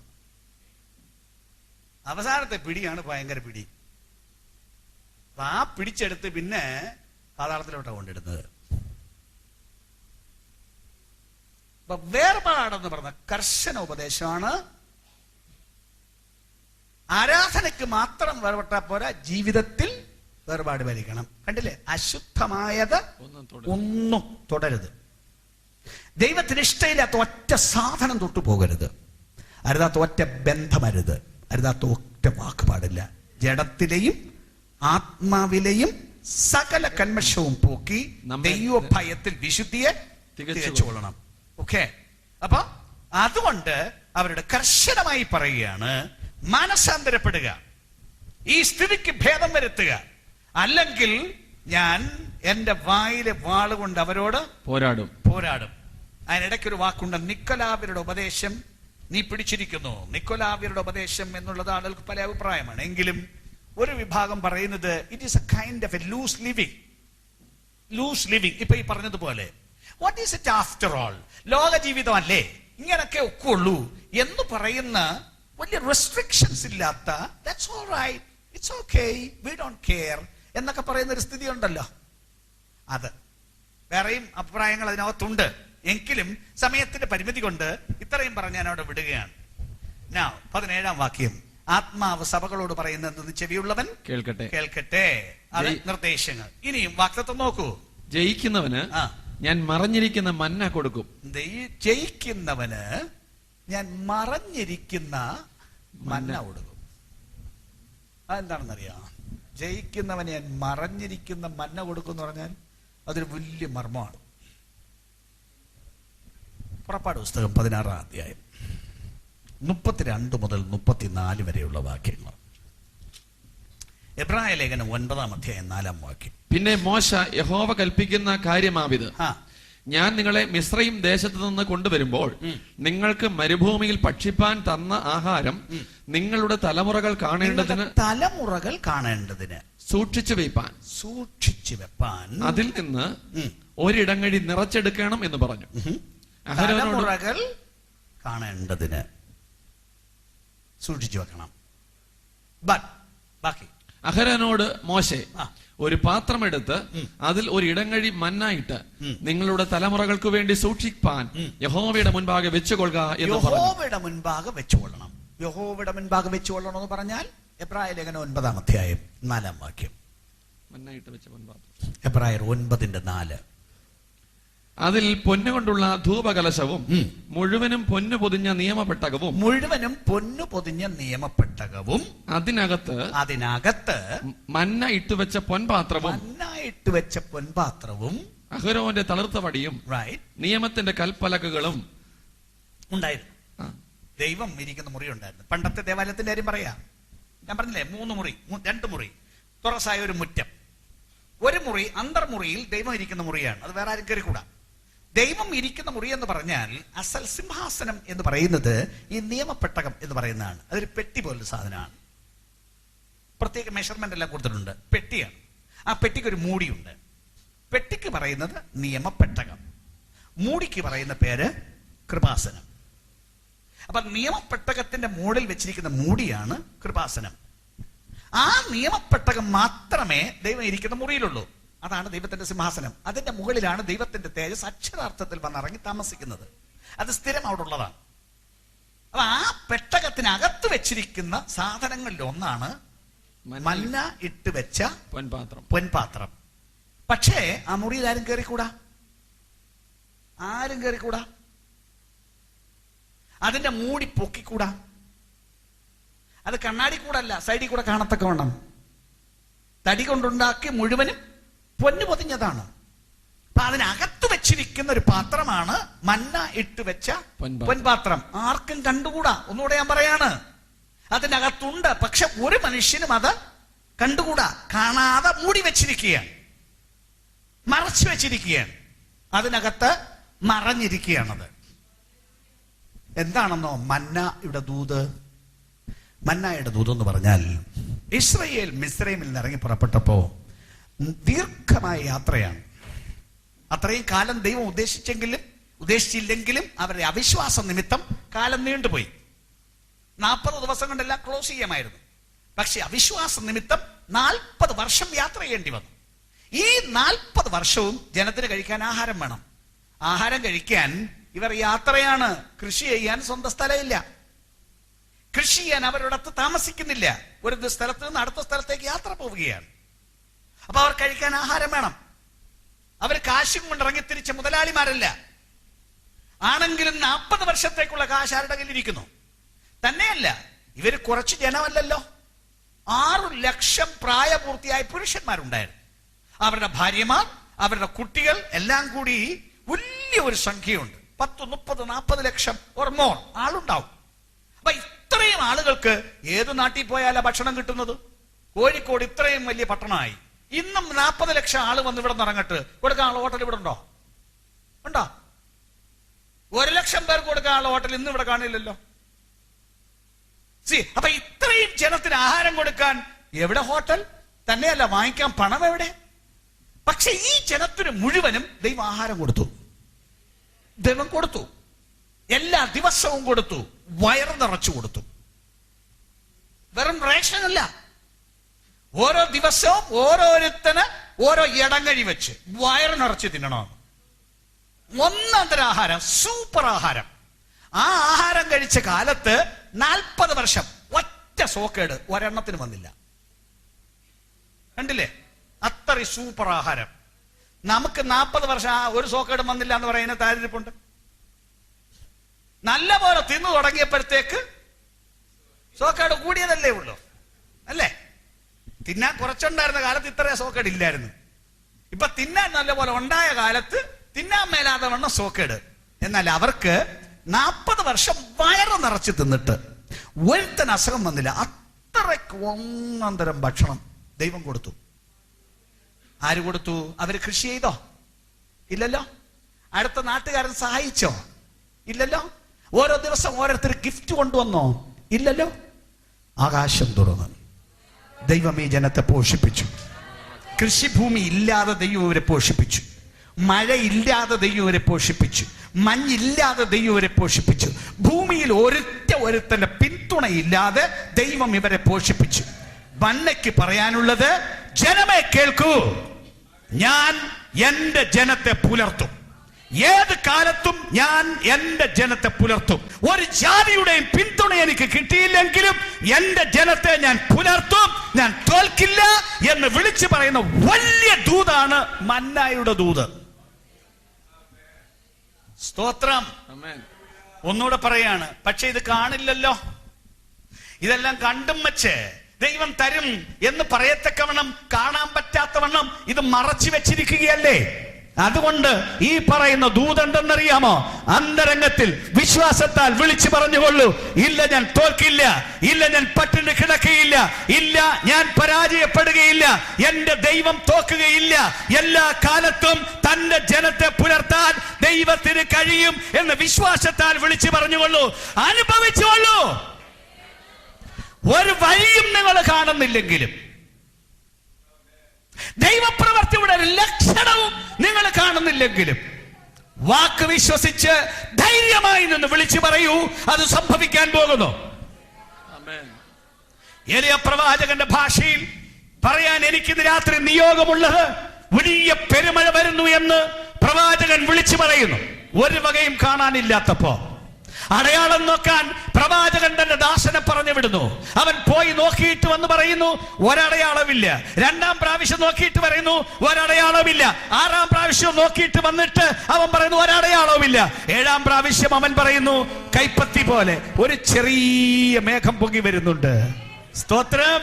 അപ്പൊ പറയാണ്, ഓടിച്ചെന്ന് ആഹാബിനോട് പറ, വേഗം പൊയ്ക്കോളാൻ പറ, വേഗം പൊയ്ക്കോളാൻ പറ. നീ അങ്ങ് ചെല്ലുന്നതിന് മുമ്പ് ഭയങ്കര മഴ പെയ്യും. ദൈവം വാക്ക് പറഞ്ഞതാണ്, ദൈവം അത് പാലിക്കും. ദൈവത്തിന് വഴി എവിടെ നിങ്ങൾ ചോദിക്കണ്ട, അവന് വഴി എവിടെയുമുണ്ട്. ഇല്ലാത്ത വഴി ഉണ്ടാക്കുവാൻ അധികാരമുള്ളവനാണ് അവൻ. ദൈവത്തെ സേവിക്കാൻ ജയിക്കാൻ തയ്യാറാണോ? എന്ത് വേണം? ലോകം തരുന്ന വിഗ്രഹാർപ്പിതം വേണോ? അത് വാങ്ങിച്ച് നിനക്ക് മുടിയണോ? അതോ മറഞ്ഞിരിക്കുന്ന മല്ല കണ്ടിട്ട് തിന്നിട്ട് നിനക്ക് കാണാൻ പറ്റില്ല, ഒളിച്ചിരിക്കുന്നു, പക്ഷെ അതിന്റെ സമയത്ത് അതിന്റെ പോഷണം വെളിപ്പെടും എന്ന് വിശ്വസിച്ച് വാക്ക് പറഞ്ഞ് ഏറ്റുപറഞ്ഞ് വിശ്വാസത്തിൽ ജീവിക്കാൻ തയ്യാറാകുമോ? What do you want? What do you want? കാഴ്ചയിൽ ജീവിക്കണോ? വിശ്വാസത്തിൽ ജീവിക്കണോ? വരുന്ന ഓപ്പർച്യൂണിറ്റിക്ക് അനുസരിച്ച്, വരുന്ന അവസരങ്ങൾക്കനുസരിച്ച് ജീവിക്കണമോ? അതോ ദൈവത്തിന്റെ കൃത്യ വാഗ്ദത്തത്തിൽ ജീവിക്കണോ? ചിലപ്പോൾ നിങ്ങളെ പറ്റിക്കാൻ വേണ്ടി, നിങ്ങളെ പരീക്ഷിക്കാൻ വേണ്ടി അവസരങ്ങൾ വന്നു വീഴും. ദൈവത്തിന്റെ വഴിയെന്നൊരു പക്ഷേ തോന്നിപ്പോവും. പക്ഷേ വരുന്ന അവസരങ്ങളെല്ലാം ദൈവത്തിന്റെ വഴിയല്ല. ഈ പുസ്തകത്തിന് വിപരീതമായി വരുന്ന ഒറ്റ അവസരങ്ങളും ദൈവത്തിന്റെ വഴിയല്ല, ദൈവത്തിൽ നിന്നുണ്ടാകുന്നതല്ല. ഏതവസരം വന്നാലും ഈ പുസ്തകം സമ്മതിക്കുന്നത് മാത്രമേ ദൈവത്തിങ്കൽ നിന്നാവൂ.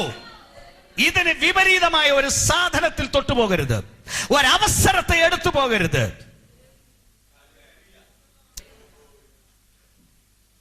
ഒരു പക്ഷെ വേറെ ശബ്ദമൊന്നും കേൾക്കാത്ത സമയങ്ങളുണ്ടാവും, പക്ഷെ ഇതിന്റെ ശബ്ദം എല്ലാ കാലത്തും ഉണ്ട്. ഇത് പറയുന്നതിന്റെ പുറത്ത് വേറെ പ്രവാചക വാക്യത്തിന്റെ ആവശ്യമില്ല. ഇത് യെസ് പറഞ്ഞാൽ യെസ് ആണ്. ഒരു പ്രവാചകന് അതിന്റെ പുറത്ത് അപ്രൂവൽ പറയേണ്ട കാര്യമില്ല. ഇത് നോ എന്ന് പറഞ്ഞാൽ അത് നോ ആണ്. ഏത് പ്രവാചകൻ അതിന് യെസ് പറഞ്ഞാലും അതിനെ യെസ് ആക്കാൻ അദ്ദേഹത്തിന് അധികാരമില്ല. ഇത് ആകാശം മാറിയാലും മാറാത്ത ദൈവത്തിന്റെ വചനമാണ്. ദൈവത്തിന്റെ ജനം തീരുമാനിച്ച് പറയണം, ഇല്ല, ഞാൻ ഈ വചനപ്രകാരം മാത്രമേ പോവുകയുള്ളൂ, ലോകത്തിന്റെ പിന്നാലെ പോവില്ല, അവസരങ്ങൾക്കൊത്തവണ്ണം ഞാൻ പോകില്ല, കൃത്യമായ അരുളപ്പാടിൻ പ്രകാരം ജീവിക്കും എന്ന് പറയുന്നവന് മറഞ്ഞിരിക്കുന്ന മന്ന കൊടുക്കും. ആളുകൾ ചോദിക്കും, നിനക്ക് സാഹചര്യം എവിടെ? ഒന്നും കാണാനില്ലല്ലോ. തുള്ളിച്ചാടി ആനന്ദപൂർവം വിളിച്ചു പറയൂ, എനിക്ക് മറഞ്ഞിരിക്കുന്ന മന്നയുണ്ട്, നിങ്ങൾ കാണാത്ത മന്നയുണ്ട്. എന്നെ പോഷിപ്പിക്കാൻ എന്റെ ദൈവത്തിന് കഴിയും, എന്നെ നടത്താൻ എന്റെ ദൈവത്തിന് കഴിയും. വിശ്വാസത്തോടെ ദൈവത്തിന്റെ ജനം വിളിച്ചു പറയട്ടെ. കാണണ്ട കണ്ണ് വിശ്വാസത്താൽ. കാരണം ഈ പുസ്തകം പറഞ്ഞിരിക്കുന്നു, ഇത് പറഞ്ഞിരിക്കുന്ന മുഴുവൻ നിവർത്തിക്കാൻ ദൈവം അതിന്റെ പുറകെ പോകുമെന്നാണ് യിരെമ്യാ പ്രവചനത്തിൽ പറഞ്ഞിരിക്കുന്നത്. ദൈവം പറഞ്ഞിട്ടുണ്ടോ, അത് നിവർത്തിയാക്കുന്നു ഉറപ്പ് വരുത്താൻ ദൈവം അതിന്റെ പുറകെ പോകും. അതാണ് ദൈവത്തിന്റെ സ്വഭാവം. കാരണം അവൻ പറഞ്ഞു, അത് സംഭവിക്കും. ചാടിക്കയറി പറഞ്ഞല്ല, അവൻ അറിഞ്ഞുകൊണ്ട് പറഞ്ഞതാണ്, അവന്റെ സർവജ്ഞാനത്തിൽ നിന്ന് പറഞ്ഞതാണ്. അത് നിവർത്തിക്കാനുള്ള കഴിവ് അവന് ഉണ്ട്. ആമേൻ. ഒന്നുകൂടെ ഞാൻ പറയുന്നു, ഇത് പറഞ്ഞത് മുഴുവൻ നിവൃത്തിയാകും, ഒറ്റ വാക്ക് മാറില്ല. ആമേൻ. ജയിക്കുന്നവന് ഞാൻ മറഞ്ഞിരിക്കുന്ന മന്ന കൊടുക്കും. മറ്റേത് താൽക്കാലിക ഭോജനം, അത് നാശത്തിന് കാരണമാവും. ഇത് നിത്യഭോജനം, ആത്മീക ഭോജനം, സ്വർഗീയ ഭോജനം. അതാ സമയത്തെ ദൈവത്തിന്റെ പ്രൊവിഷൻ എന്നാണ് അതിന്റെ അർത്ഥം. അല്ലാതെ മന്ന തരുമെന്നല്ല അതിന്റെ അർത്ഥം. മറഞ്ഞിരിക്കുന്ന വഴി ദൈവത്തിന് ഉണ്ട് എന്ന് അതിനർത്ഥം. ബാക്കി കൂടെ വായിച്ചോളൂ. മറഞ്ഞിരിക്കുന്ന മന്ന കൊടുക്കും, ഞാൻ അവന് വെള്ളക്കല്ലും ലഭിക്കുന്നവനല്ലാതെ ആരും അറിയാത്തതും ആ കല്ലിന്മേൽ എഴുതിയിരിക്കുന്നതുമായ പുതിയ പേരും കൊടുക്കും. ഒരു പുതിയ പേരും കൊടുക്കുന്നു. ഒരു വെള്ളക്കല്ലും കൊടുക്കും, അതിനകത്ത് എഴുതിയിരിക്കുന്ന ഒരു പുതിയ പേരും കൊടുക്കും. അന്നത്തെ പശ്ചാത്തലത്തിൽ പറഞ്ഞാൽ, ഒരു സമയത്ത് ചില പ്രത്യേക ചടങ്ങുകൾ നടക്കുമ്പോ വളരെ സ്പെഷ്യൽ ഗസ്റ്റിന് അങ്ങനെ ഒരു വെള്ളക്കല്ലും കൊടുക്കുമായിരുന്നു, അതിനകത്തൊരു മെസ്സേജും എഴുതി കൊടുക്കുമായിരുന്നു. ഇന്നത്തെ ഭാഷയിൽ പറഞ്ഞാൽ, ചിലരെ ആദരിക്കാനേ ചില പ്രത്യേക എന്താണ് അതിന് പറഞ്ഞത്, മെമന്റോസ് ഒക്കെ കൊടുക്കുമല്ലോ, ഇല്ലേ? ചില പത്രങ്ങളൊക്കെ എഴുതി, ചില നല്ല പോലെ ഓരോരോ മെറ്റലിലായിരിക്കാം, ചിലപ്പോൾ ബ്രാസിലായിരിക്കാം, അല്ല വലിയ കാശാണെങ്കിൽ സ്വർണത്തിലായിരിക്കാം, എഴുതി അവർക്ക് ചില ഓർമ്മക്കുറിപ്പുകൾ എഴുതി കൊടുക്കുന്നില്ലേ? എന്നതുപോലെ അന്നത്തെ ഒരു ചടങ്ങായിരുന്നു ഒരു വെള്ളക്കല്ലും അതിലെഴുതിയ ഒരു സ്പെഷ്യൽ മെസ്സേജും. മെസ്സേജ് ദൈവത്തിങ്കിൽ നിന്ന് വരുന്നതാണ്. അപ്രൂവലിന്റെ ഒരു മെസ്സേജാണ്, അപ്രീസിയേഷന്റെ ഒരു മെസ്സേജാണ്. അതും ദൈവം കൊടുക്കുമെന്ന്. ആ കിട്ടുന്ന ആളുണ്ടല്ലോ, ആ കൂട്ടത്തിലെ ചീഫ് ഗസ്റ്റ് ആണ്. ഒരു ദിവസം വരുന്നു ഭയങ്കര ജനത്തിന്റെ സമൂഹത്ത്, സ്തോത്രം, കോടി കോടി ജനം ഇരിക്കുന്നിടത്ത് ജയിക്കുന്നവനെ പ്രത്യേകം ആദരിച്ച് റെക്കഗ്നൈസ് ചെയ്യുന്ന ഒരു ദിവസം വരുന്നു. ആർക്ക്? ജയിക്കുന്നവന്, പരീക്ഷകളെ ജയിക്കുന്നവന്. സ്തോത്രം. ലോകം കയറി പിടിക്കാൻ വരുമ്പോ, ഇല്ല ലോകമേ നിന്റെ കൂടെ വരില്ല എന്ന് പറയുന്നവർക്ക്. സ്തോത്രം. ഇതിനകത്തൊന്ന് മുങ്ങിക്കോ, ഇത്രയ്ക്കല്ലേ ഉള്ളൂ എന്ന് പറയുമ്പോ, ഇല്ല ഒരു സെക്കൻഡ് നേരത്തേക്ക് പോലും ലോകമേ നിന്നിൽ ഞാൻ മുങ്ങില്ല എന്ന് വിളിച്ച് പറഞ്ഞ് അതിനെ ജയിക്കുന്നവർക്ക് ഭയങ്കര അംഗീകാരത്തിന്റെ ദിവസം വരും. ഇവിടെ മുങ്ങിയില്ലെങ്കിൽ ലോകം നിന്നെ മൂരാച്ചി എന്ന് വിളിച്ചേക്കാം, നിന്നെ ആക്ഷേപിച്ചേക്കാം. പക്ഷെ ഒരു ദിവസം വരുന്നു, കോടി കോടി ദൂതന്മാരുടെ മുൻപാകെ നിനക്കൊരു കല്ലും തന്ന് ആദരിക്കുന്ന ഒരു ദിവസം വരുന്നു. എന്തു വേണമെന്ന് തീരുമാനിക്കൂ. സ്തോത്രം. ഇന്ന് രാത്രി ധൈര്യമായി നിന്നുകൊണ്ട് പറയുമ്പോൾ, ഞാൻ ജയിക്കും. ലോകം എന്നെ ആഞ്ഞു പിടിച്ചാലും ഞാൻ ജയിക്കും. ലോകം പ്രവാചകരെ കൂട്ടുപിടിച്ച് എന്നെ പുറകോട്ട് വലിക്കാൻ ശ്രമിച്ചാലും ഞാൻ ജയിക്കും. ലിസൺ.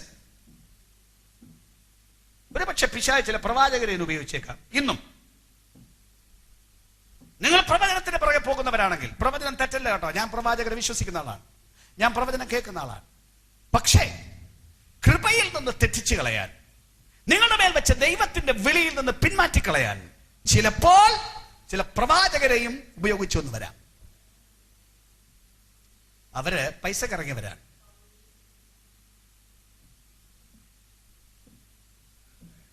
തങ്ങളുടെ ഉപജീവനത്തിന് ഇറങ്ങിയവരാണ് അവർ. ആരെങ്കിലും അവരെ ഉപയോഗിച്ചു എന്ന് വരാം.